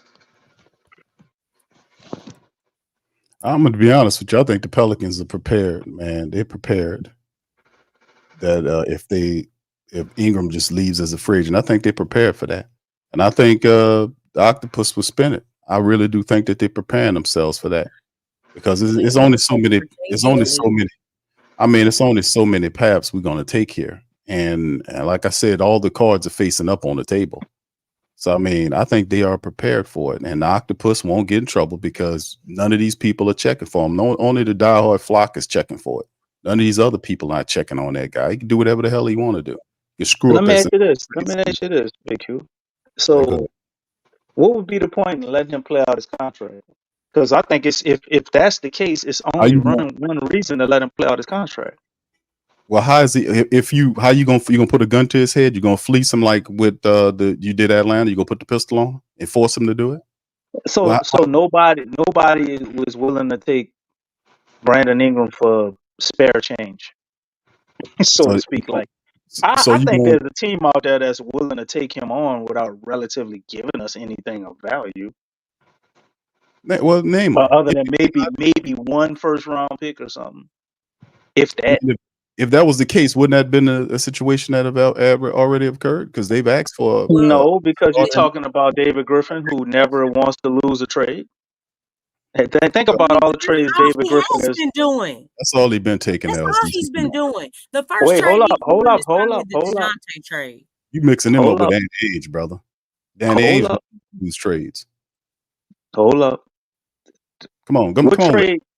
What trade has he lost? Theoretically, looking at the outline of how the trade Steven played out, Adams and Eric and a Bledsoe, man. perspective Yeah, and a Drew perspective Bledsoe of and the Drew trade at the Holiday. time. Okay, Man, come let's on, put the Drew Holiday trade in perspective, since y'all think please. he lost the trade. I The mean, Drew Holiday trade was 5 first round picks, a Bledsoe, and then you could say we could possibly say we lost the Steven Adams trade, right? Even though we went back to Memphis and they did us well, no, not that. We got them from OKC. We sent them George Hill, which was crazy. But the original trade He for didn't want Drew to come back. Holiday, who said he didn't want to be there no more, and we were going to send him to a contender. We got 5 first round picks for Drew Holiday, bro. How'd it work Now out? the shit he did with the how picks have those after picks that, worked out though? How'd it work huh? out? How have those picks It, worked? How have they it, benefited the it Pelicans? worked out horribly because we've So fumbled what is away Okay, the so picks and that stuff. it was a loss because this dude who traded Drew Holiday to the Bucks and got the 5, it didn't mean that because he didn't know what to do with them. they see this is Exactly. falling flat, But brother? my What else? point is, So that's a loss. wait, And hold up, Drew Holiday hold won a up. championship. Let me explain my point. My point is the initial trade that we traded Drew Holiday for the 5 first round picks. That wasn't a loss. It was everything we did with the picks after. When you go to So David yeah, Griffin because handing there's an out, wait, action. Picks mean nothing without hold up. action, DC. When you Come on, go, man. when you go to David Picks Griffin, without action don't mean nothing, man. You gotta act on stuff. hold up, Lex. When you go to David Griffin handing out picks and him acquiring players, he sucks at that. He loses every time doing that. I'm So he talking was a about loss when he was hired. You know what I'm wait, saying? It's a wait, loss. It's a so loss. you can combat my point. I'm trying to explain to you what I'm saying. You doing I'm that? talking about when we trade guys out. Far as he traded out Anthony Davis, traded out Drew Holiday. We just got DeJounte Murray, traded them guys out. Thank you, You BC. gotta say he's more of a winner than a loser as far as trades. We got JV for Steven Adams. Come on now. Like we did go and get And now Steven Adams for 2 JV first round walked picks for and then the nothing. Drew Holiday trade and JV messed walked that for up. nothing. What about the trades the picks you sent out to You move players? you talking about organizational decisions. I'm just Okay, talking who's about the running the trades. organization? Who's It's running David it? Griffin running all this I'm shit. Who talking is about he? the Doctor actual who? trade. Doctor who? It's still Griffin, brother. I hear what you're Lex, trying I'm to do. talking about the actual trade. But I'm not talking he about how we yes, but he capitalized did off the of it. actual trade. He Listen, did it. so if you take it Danny Ainge got first 5 round draft picks This isn't Danny for Ainge. Drew This is Holiday. Griff. It's If you Griff. take Man. Presky, or you He's take still it, he's no, I'm getting just saying, if you take he's anybody else and you give them that trade, that shit would have been successful. We're Okay, squandering it who away. don't The have trade who wasn't don't bad. you The tra- you don't have that though. You have Griff who does nothing with the picks. He's hoarding them. He's See, hoarding them you're and arguing doing a nothing with different point that I'm trying to see, explain, though. it. Doesn't see, matter. see, Griff is see. It Griff. does Presty matter. is Presty. Danny Ainge is Danny Ainge, and Danny Ainge ain't with the Pelicans. Presty ain't We can with the name Pelicans. 10, 15 other gyms. It is still the same thing. Hold I'm on. saying What's your point, brother? Go ahead and make the your point. the Please. point I'm arguing is, Make as your far point, as brother. why BI is still here, Okay. is because David Griffin is trying to extract the maximum access he possibly can And get he from doesn't BI. have he doesn't have the talent or the ability to do that. He Wait, doesn't but, know. but, but, but, but wait, He's wait, like cheap. just let me make my point. Like you try I to thought argue you stuff did. about what he's gonna It's do with taking it. you a I'm long not in time. It's disagreement with taking you you a there. long time, man. DC on the treadmill. Go Spit ahead, it DC. out. I'm Go not ahead. on the treadmill. Spit it out, brother. I'm saying Brandon Ingram is still here. That's why I went all the way there, and I'm trying to explain to y'all. Brandon Ingram is still here because of how this dude goes about trading. He's not horrible at getting trades. That is actually the one positive he has. And he's not going to let BI walk for nothing. He's going to hope that BI goes out. If he lets him play out the contract, he's going to hope that BI goes out and balls out. Then you know what he's going to turn around and try to do? He's going to try to re-sign him still because we got his bird rights. And then he's going to try to trade him. DC, let me I'm ask you. just explaining y'all what's I happening. mean, Let me ask you something, well, you DC. must be y'all. How You did the must be Valachunas trade info. work? To get 5 first-round picks for a Drew Holiday who broadcast to the world he don't want to be here no more, man, that ain't a bad trade at all. All right, DC. Let me ask Now you what something. we did with the picks With the to add it pick, in there, and because we needed a center, and that was stupid. but the action behind that didn't. Who's behind that action? I'm not talking about the result, Lex, because my whole point in saying it is just talking about what we're gonna do with Brandon Ingram. If you put a competent GM DC, did you and get gave him anything for Valachunas?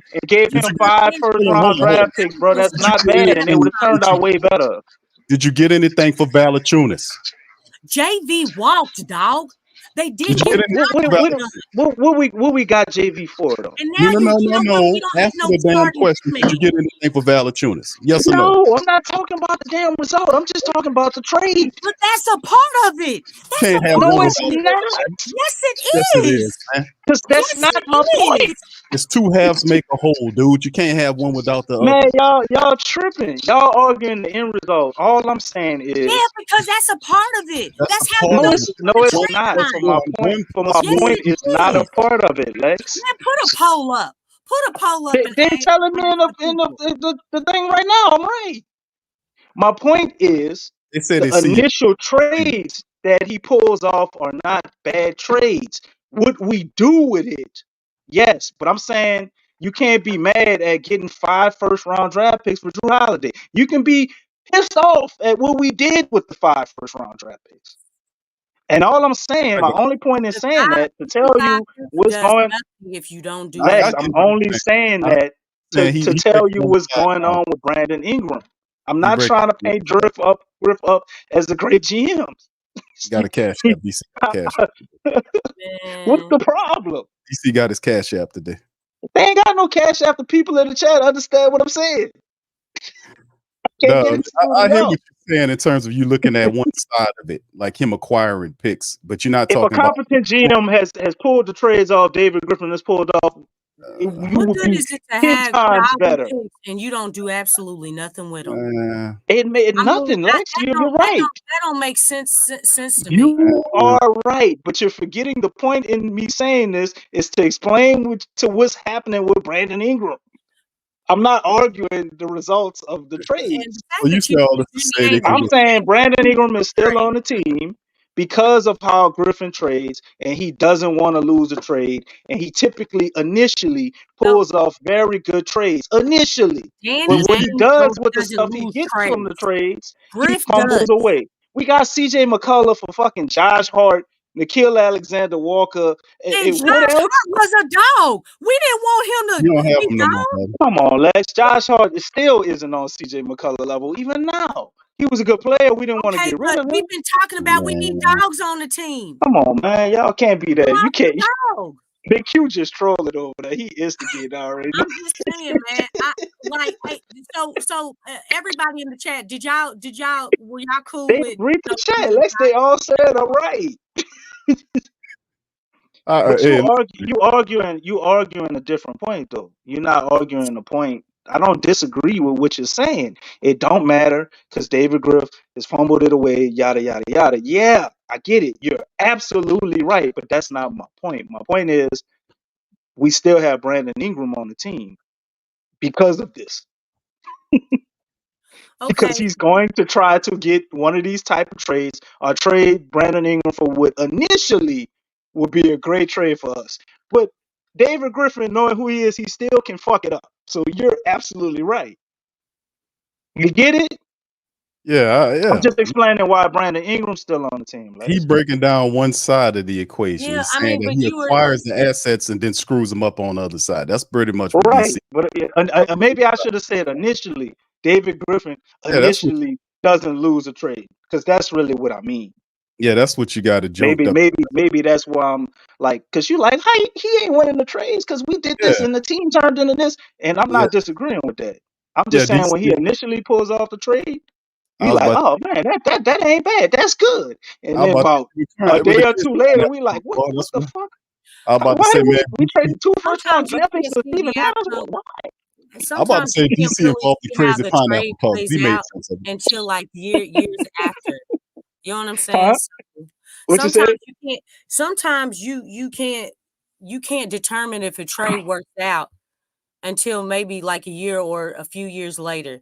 And I think from a longevity standpoint, you know, a lot just stuff like when you look at it, it's like, dang, man. I mean, it's just like if B.I. gets traded, he was part of the Anthony Davis trade, right? Some people have said like if he's traded, then basically the Pels have lost that trade. The Lakers won the trade with Anthony Davis. So I don't know. I'm I just mean, looking initially, you can look at it as we lost it now, but we yeah, still don't know who's because going to get for that's how you Bi. know So, it's with time. It's like down the but road. if you're Time. looking at That's this how you trade, know if you want to trade we or not. turn this trade into Kind of like Shea CJ. Gilgeous Alexander and Paul George. You turn You know what I'm Anthony saying? Davis into potentially CJ McCollum and DeJounte Murray. That's what and I think it was Trey too. Didn't Trey and Herb come out of that trade? So we turned Anthony Davis into that. Or maybe it's not Trey, but it's definitely Herb. But I think Trey too. We turned Anthony Davis into CJ McCollum, DeJounte Murray, Trey Murphy, and Herb. Trey Murphy is a question mark. I gotta go look to make sure. You can't look at that and possibly. And Okay. Anthony Davis was No, broadcasting to the I world don't think that he I wanted think to that leave, but the that's trade was already in place, so can't give Griff too much No, credit for that. But like, nah. how can you look at that as a failure? Even though AD went and won a championship, he didn't want to be here. What better could you have gotten I other than mean, Jason Tatum? I think If you that's want to the say way Jason Tatum started that. was uh, better than all of But that, it's like I okay, I don't get think it. it was. brother, No. you talking about different trades, and the CJ the trade, the AD trade was already set. I mean, it was Right, actually a right. lesser You can trade. take credit away from him. It was a lesser trade actually because they had Kuzma in the trade originally because Irvin Magic Johnson set up the trade with Right, them, and all they did was right. We had a pull. bet. We had Kuzma too. Yeah, Kuzma in there, so it was a lesser trade. So I'm not So gonna give. I know I'm not trying to give David Griffin credit. I'm just responding to a point with AD. Like I don't know what better return anybody could have possibly gotten. Like Let's not look at. I get what you're we saying could on that. say But we say I that if won't the go back trade to even if people saying we lost the trade, like I don't see how we could have lost it other than fumbling away the assets. With the yeah, but initial I trade, mean, well, if you think you about it, can't do JD much went that on broke. top of on 4 You first don't round feel like draft we picks lost on that? top Now of we that. don't have a starting that's big one man. trade in several trades, bro. That's one trade in several trades that Griffin has been a part of. Are you honestly saying? I And just he, named like 3 or 4, bro. but it's several trades, bro. And I not and named that trade. My DC, really the one I named was Drew Holiday. My ears work. Yeah, DC, my ears work, brother. I heard Well, I'm just everything. saying. I said DeJounte Murray and I said CJ McCollum. I got you. I got it on all the trades, but the most how it usually works is people grade trades over time. That's how it usually works. Both sides of the trade, the acquisition of the picks and players, and then how the teams utilize them over time. based on if one other team. That's all understood. Yeah, that's what I have to say here because it don't. And But to well, me, I'm not arguing. You're right about that. but to me, I'm not arguing none of that. I never that's my was. point. That's my point, brother. I And don't care. your point is valid. And your point is valid too, sir. It's not crazy Okay. pineapple talk this time. All right, so yes, so that's that. It is what it is, man. Whether how you got the picks, you get the picks, So how you use the picks is all I care about. he needs to initiate the trades and then get the fuck out the way and let the other people manage the assets. Well, He's good at getting the that's trades. not gonna happen, That brother. was the whole point. That was the whole That's point. not going to happen, my brother. He might initiate and get your selections, and he does get picks. But like I said, that's half of the equation. You got to turn the assets into assets and not liabilities. You can't He be, like a dude who get a fresh hold pair of on, J's, he clean them hold up, string them up right, put an outfit on with them, and then just go walk in mud. That's all what I'm David Griffin does, bro. right, and that's what I'm saying. It's like you get these assets, and then you get these draft selections. You turn them into Jackson Hayes. You turn them into NAW. You turn them into Kyra Lewis Jr. You take these players and you don't incorporate them into your system. You have and then you it's like all these different. It's many different trades that the man been here for 5 years, going into 6 years. So he's made a lot of trades. A lot of them, a few of them look really good. The DeJounte Murray was a strong arm robbery. That was a big time strong. That was the best trade that he's done since he's been down here, in my opinion.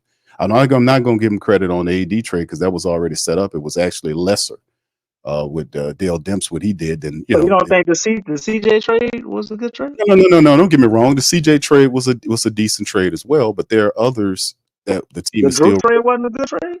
I mean, but DC, that's what I'm saying. You got to turn it into something, brother. And they had a few things. He had some positive stuff that he did. I'm not taking nothing away We from ain't turned nothing into nothing if you want to be honest about that. Oh, come on now. That's the whole point of the whole measure. You know what I'm saying? But Yeah, anyway, you're right about that. But I said all that to say Brandon Ingram is still going to be here because of that.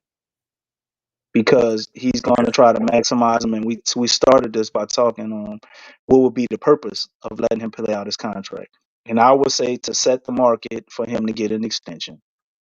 If he doesn't the get market based. extended, if he don't get extended before August 6th, 8th, whatever, Brandon Ingram will be on this team Yeah, all no year, doubt. No doubt. right? Do we No argument. understand that? So No argument. even if he's playing out his contract and he didn't have an extension, they're not trading him at the trade deadline. The whole point of me saying all of that to show you this. So if he don't have a Always more. contract extension before the 6th, 8th, whatever that deadline is, Brandon Ingram is on this team for the whole year. And whatever centers we got, that's what we got. So that's the date. We might as well do a show. We need to find out what that actual deadline is, because I know it's somewhere around there. I don't remember what read it at, man. I got to go find that information. But we need to do a show after that date, because the line, our team will pretty much be set at that point. I think you got what you got right now, DC. You don't have to wait to then. I think you It's got. Urban saying it's August 6th. So Yeah. we gotta Yes. verify that though, man. So if Brandon Ingram plays out his contract, put y'all seatbelt on, because he might still be on the team, because they're probably going to extend him, because we have his bird rights. So he goes out there and he tries to get this money, right? Which after this shit, man, you know how good he would have to be to get $210 million contract even after this year. 208. I thought it. Well, yeah. Anyway, it don't matter. 210. I think it's 210, 208, whatever. You know how good he got to be this year? He got to play at like an all NBA level, bro. If he does that, then somebody would be willing to give him 210 and it'd be a signing trade. Other than that, we got to give him some type of contract, and it still might be a signing trade. But they're going to let him test the market, see what teams are going to pay him, and then they're going to threaten to match it unless we do a signing trade. Because if that's another thing we got to look up, Big Q. Do we lose his bird rights on his 5th year, or we still have his bird rights? Because this is his second contract. So I think maybe we do lose his bird rights. and he has the ability to, I guess, turn down our offer.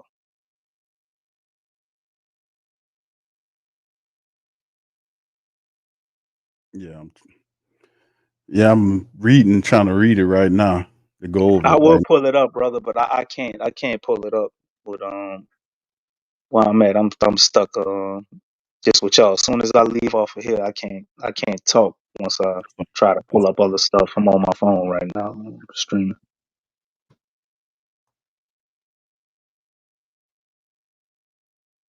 But I'm not driving. No, it's, I hear you're not It'd be driving. very dangerous. All this reading Big Q had me trying to do today if I was driving. You It'd be only very you only read dangerous. 2 super chats, brother. That's That all. that would be negligent on your part if I was driving, Big Q. You I would simply think pull you're over trying to to the kill me. side. Just pull I it would to the think you're trying to kill me. just pull over to the side of the road, sir. That's all you have to do. Be safe. That's all you have to do, man. Let me see. Yeah, when does his bird rights expire, man?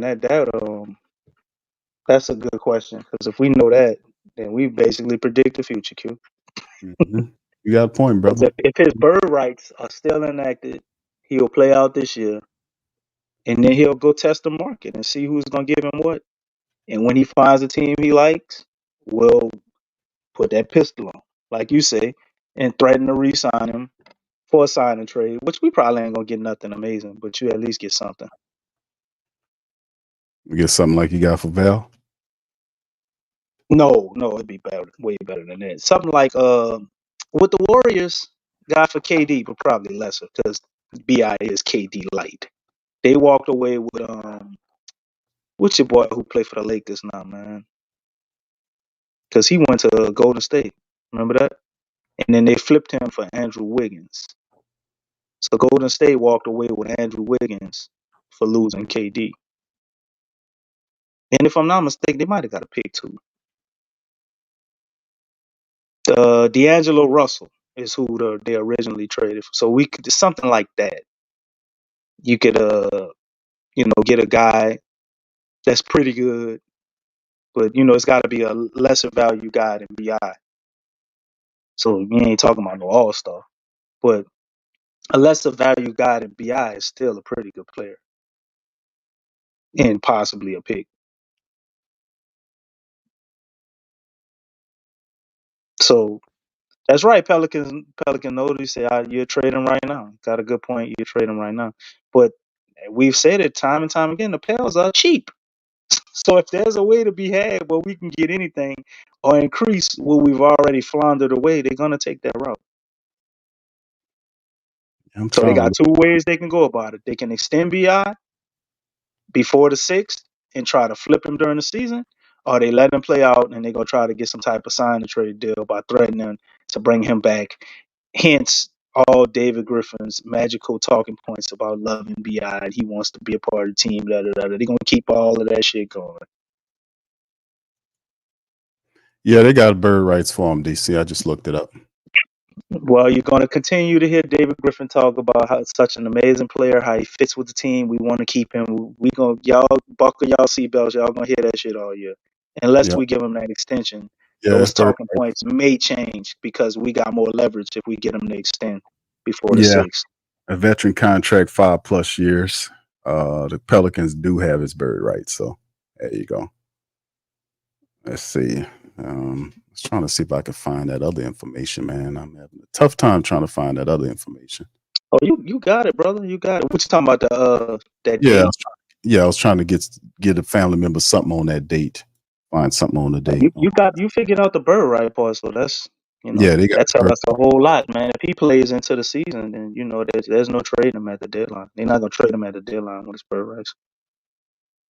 I wouldn't say it's impossible, but like they get a lot better deal if they just let him test the free agency and threaten to re-sign him. And that's probably what Brandon Ingram is maybe anticipating on, because he's thinking because what usually happens is when guys test the free agent market like that, Mhm. they'll throw a lot of money at him to make sure the team doesn't resign him, right? But next offseason is going to be pretty unique, and it's going to be the way this offseason is. So unless Brandon Ingram is like most improved player again, or all NBA or some shit like that. I don't think you get most improved player twice, King. But unless he plays at like a ridiculously high level, man, nobody ain't throwing the bring struck at him. He gonna get similar deals to probably we didn't get right now. What, 4 years, 150, 160, somewhere around there. Might be less than that if he don't shoot threes. Be looking at DeRozan. What, 4 years for DeRozan is like what, 126? They still gonna be pinching pennies next year. So hopefully Bi got a good agent and he understands the best thing for him to do and the best scenario for us would be for Bi to sign maybe like 2 years, 75, $80 million or something like that. Contract ain't too big to where you can't move it, and it's not too small to where he missing out on a whole lot. And he actually gets a slight raise. And then I think you're able to move him, Didn't he turn down sign 45? him to a lesser deal. He turned down 45. I want to say didn't one of the reports saying that he turned? I don't remember hearing that. I remember hearing reports where the Pels say they were seeking to pay him 45 or whatever. But that's you know how deals go, bro. They always get done at the deadline. They're both gonna try to see who blinks first. You know, keep playing chicken all the way up to the deadline. I'm trying to find that. That's how it go when you're trying to negotiate for the most possible money. So. Mm-hmm. That's right. Who that daddy? He said, Yep, DC, yep, there's no yep. team that's paying him the max. That's my point. I agree. So if no team's paying him the max, The market then if sets we the right, the market is gonna set the terms. So somebody puts a deal out for him and then we try to force them to sign the trade. If they don't wanna blink at us getting a sign and trade for something that we agree with, we bring BI back for another damn year and we trade him during the season. right. Because Oh, hold on. eventually his So let me. contract would make sense as time keeps going on. I found this, man. This is you're probably in the stream with this one. Shout out to the fam. Thank y'all for being here, man. Appreciate y'all. Had Black Preacher Man sitting up here for a while. Black Preacher Man, thank you for your super chat, sir. Says the future is unclear because Griffin blew the 21 and 22. None of those players picked are on the team because Carlo, and this will be his first year on the team. Thank you, Black Preacher Man, for your super chat, sir. Much love to you. And appreciate everybody in the chat, man. Much love to everybody, man. Thank you. Appreciate that, Black Peach. Yeah, bro. Appreciate that. I Shout out. respectfully disagree, though, brother. Like, we've been messing up a lot of our drafts after the Jose, Herb, Najee, Trey year. You know, we ain't really draft good, so them guys not being on the team don't mean nothing. We ain't really draft good. Yeah, indeed, man. Let me here's one right here, DC, that I found. This is Shamit stuff from Substack. Keeping Brandon Ingram is a recipe for disaster. The risk of running it back with Ingram is far greater than the reward. And this is something that I'm not going to read all of this because it's a lot. If y'all want to chime in on it, just go to I guess it's on his Substack. Keeping Ingram is a recipe for this. Just throw that in the Google machine. It'll send you to the link. But I'm going to read you a couple of first paragraphs of this one. The NBA offseason activity has slowed and Pelicans find themselves stuck after a blockbuster trade for DeJounte Murray. The only transaction the Pelicans have been able to complete is the signing of Daniel Tice at the league minimum contract. The team is now a few $100,000 over the dreaded luxury tax line and still have a roster spot to fill despite their committed salary. The Pelicans are projected to be 30th in the NBA when it comes to money invested in the center position. Their biggest obstacle in fielding a balanced team is Brandon Ingram's situation. The Pelicans are projecting a desire to let the Ingram situation play out over the season, choosing to do a recipe for disaster. He says choosing to do is a recipe for disaster.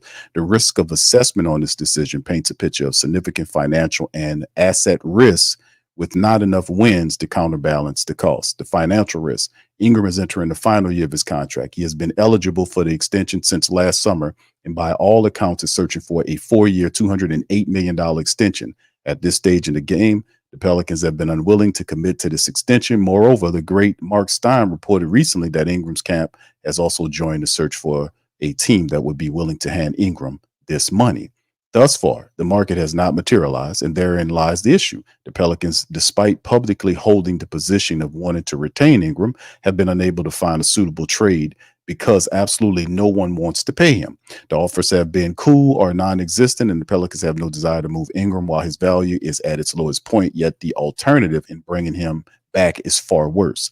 As mentioned above, the Pelicans are roughly $900,000 under the luxury tax line. The 2 roster spots they have to fill will push them over. And even if they sign 2 second-round picks, Antonio Reeves and Carlo Mekovic, 2 second-round pick exception, Makovic, which was signed while this article was being written, and Pelicans are now roughly $200,000 over the tax line. The Pelicans can do additional cap gymnastics with Matt Ryan's non-guaranteed contract by waiving him and bringing him back at a league minimum. None of this will drive the salary total below the tax line. By returning Ingram, extension or no extension, the Pelicans will once again have to wiggle their way out of the underneath the tax. The issue is the lack of tradable salaries that allow for easy maneuver. Surely it's not going to be Zion, Trey, or Herb as the pieces will get them under the tax. CJ McCollum is over $64 million at this juncture. League experts estimate the cost of moving McCollum to be at least 1 first-round pick. And it is that cost that the Pelicans are willing. He says, is that the cost the Pelicans are willing to pay for the right to move on from an elite shooter just so they can run it back with Ingram? And then, he throws some other stuff out there, but this is a pretty good article right here. And he goes into it and talk about money and all that. So not bad at all. But DC, let's touch on this before we kind of break on out of here. We passed our cutoff point, but go ahead, brother. You can speak on this before we shut down. Right. I mean, he brings up a lot of excellent points, man. And it's pretty much a situation: damned if you don't, damned if you do. We gambling at this point, hoping, wishing, and praying, things can get better. But my whole point and the whole CJ thing was earlier because I'm like, we want to get rid of BI, we want to get rid of CJ. It does not benefit us to get rid of those guys and get nothing back in return, right? And hope for internal growth and internal development, which we haven't been the best at. We had some good draft picks. What that was 2020 year, we messed up a lot of them after that. No, 2021, what the Herb trade year, and we pretty much messed up a lot of stuff after that. 2025 is pretty much a good year. We still own our own draft pick, so hopefully we can get something there. But to let BI just walk, man, it's kind of hard to see becoming better due to that. But they're hard set on finding a starting center. I think if we were more intelligent, we probably should have turned away from that point and just got, the best assets or acquisition we could have gotten and looked at flipping that later. But, we lack the ability to see further than right in front of us. So here we are, at a situation where we're at. Still wouldn't like to see BI just walk for nothing. But I'd be very curious to know what are the real trades that we're privy to, because some of the stuff I hear is just ridiculous. And 504 Doc, he had a comment in here I wanted to bring up. He brought up a very excellent point, man. He said BI doesn't want to be traded, in my opinion. That's why he's asking for a max, knowing good and goddamn well he is not getting it. I actually, if you put everything in perspective and you really think about it, that could very well be a thing. What makes me know? We've heard what BI says. He wants to be here. He loves the city. But you also know what made it a thing, Q? They had a clip I was supposed to send to you a while back, man, but I didn't. But I saw Brandon Ingram's dad go on the news, and he had like BI jersey. He was discussing the contract situation, and everything he said was about BI staying here. He seemed so sad. Like, I do. 504 Doc brings up an interesting point. I think Kim and his camp really want to stay in New Orleans. But I also think BI won't get paid. I don't think he just saying that for as the money because of that, but I think you on to something partially, brother. he definitely wants to get paid, and that would put him in a bind. Maybe he don't want exactly 52, but it's like putting the team in a bind and kind of create a situation to get a favorable contract for him as well as the team and be able to stay here. Because my thing when we got DeJounte Murray, I was like, wait, and we didn't trade B.I.? And DeJounte Murray, if I had to bet money, bro, out of every point guard in the league we probably could have got, that's probably the point guard B.I. would have wanted. They've been friends. They were already in communication before he ever got here. They been knew each other. It was links for us to get DeJounte Murray when he was in the Spurs. We wanted to pull off a trade for him then before we wound up with CJ. Remember that? And then it came around again with Atlanta at the trade deadline. Y'all seeing the trend here and why I keep saying Jared Allen, right? They trying their best to get them too. We've been trying to pursue DeJounte Murray, and now they have him with Bi. Does Bi just want to leave after that? After his dog over here? If Bi had his way, he probably wants CJ gone. He wants CJ up and out of here, and they'll look at playing DeJounte, Trey, Herb, whatever, like that with him still here. That's probably what he wants. Then y'all got to remember, I don't think it's a lot of animosity between Bi and Trey, because every time you hear Trey open his mouth, he credits Bi a lot for him becoming the player he is. And he also talks about how they used to call him Mini Brandon Ingram as he was growing up, because they're both from, I guess, close enough away in North Carolina. CJ is really the eyeball out from the perspective of Bi. So 504 Doc, yeah, bro, that comes from you, bro. I'm hearing what you saying and putting that together. I'm like, damn, shit, you might have a point, bro. And as much as Griff loved Bi, could this be a reality? Because I don't think Griff does not want to give away Bi just for nothing, bro. Don't want to do it. He loved him too much, Q. Yeah, we know that he loves human beings. Yes, DC, thank you for that. Loves human. Well, why no love? Why no love for the aliens and the animals, bro? What's wrong with Because human Doc Ock, beings, bro? because human beings have dominion, my friend. That's why. So the animals don't get no love. And what about ET and Only the with UFOs and the aliens and all that, bro? No, I he disagree always that. makes a distinction between human beings. So I mean, Yeah, he has to consider, other species as well if he's making this distinction. This well, he does. this distinction. I think you give love to the animals too. When you put the seasoning on them and the barbecue sauce, all that kind of stuff. I think Well, that's he liked the Pelicans, I would hope. no, you better please don't eat the Pelicans, man. I don't think you're supposed to be doing that. So we don't need to eat Goddamn ruffled feathers everywhere.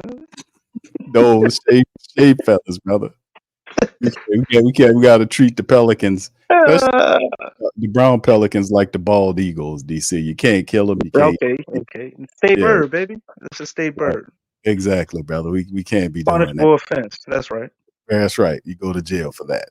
All right. Well, So anyway, somebody need to tell David Griffin that, because he's been eating off the Pelicans for a while now, bro.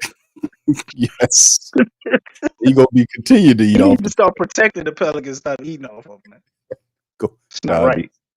You gonna be eating off the Pelicans for a while, man. I can be honest with you on that. All right. So anyway, fam, listen, man. We appreciate all you guys for being on the stream, man. Listen, man. This was almost 4. It's supposed to be 3 hours, man.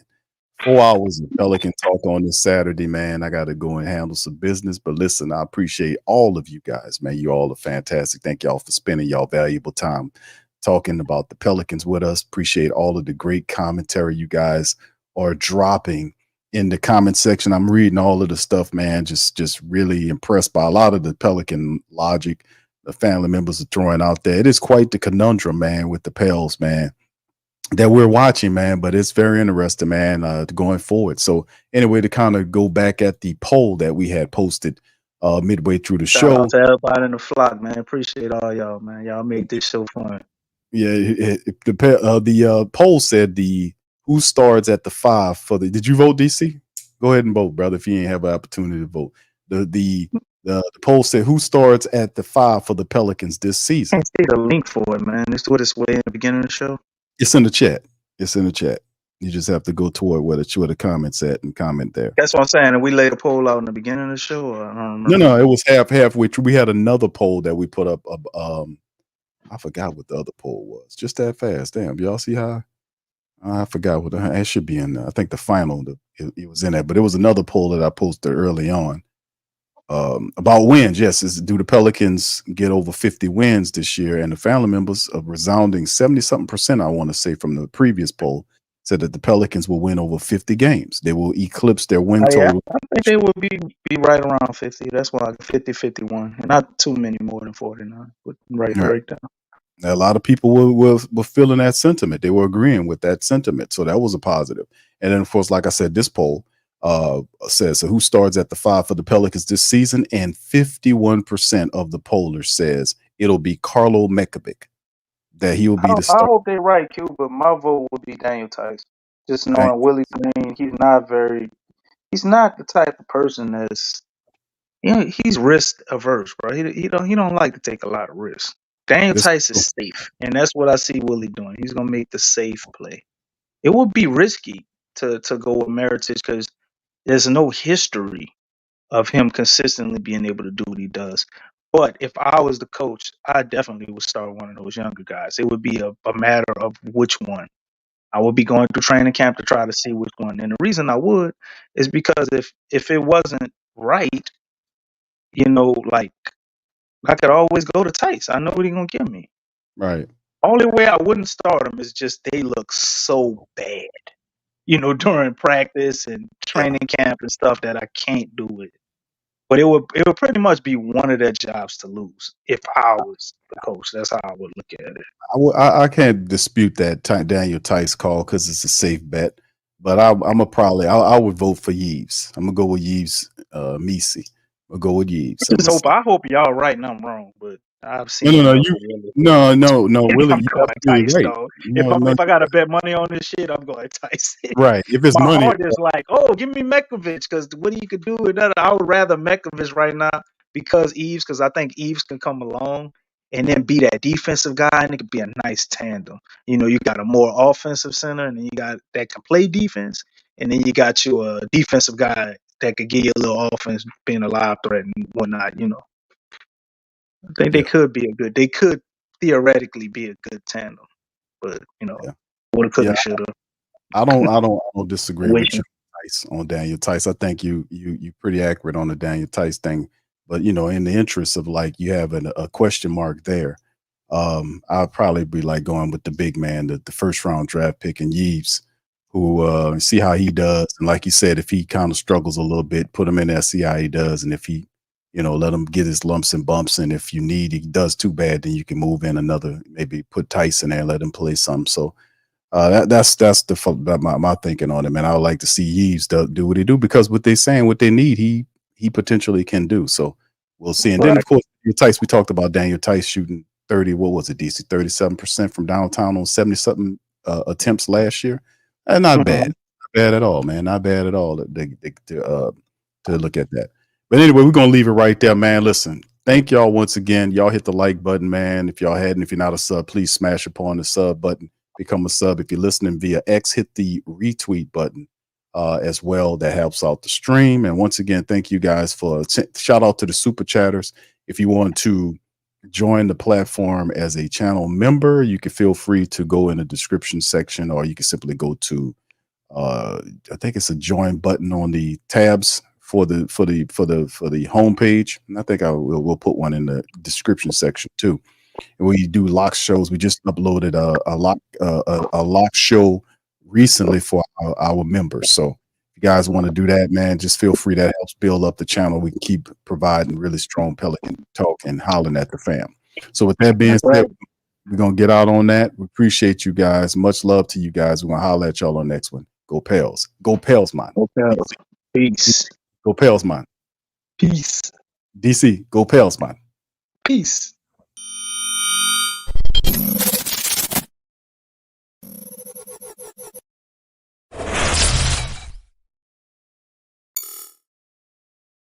TheWhoThatDaily.com. That's right, TheWhoThatDaily.com. Your one-stop shop for everything New Orleans Saints, New Orleans Pelicans, LSU Tigers, even the top flight boxing news. So if you're a Who That and you're looking for a place to stay up on your team, TheWhoThatDaily.com is your site. TheWhoThatDaily.com for the sport Who That in all of us.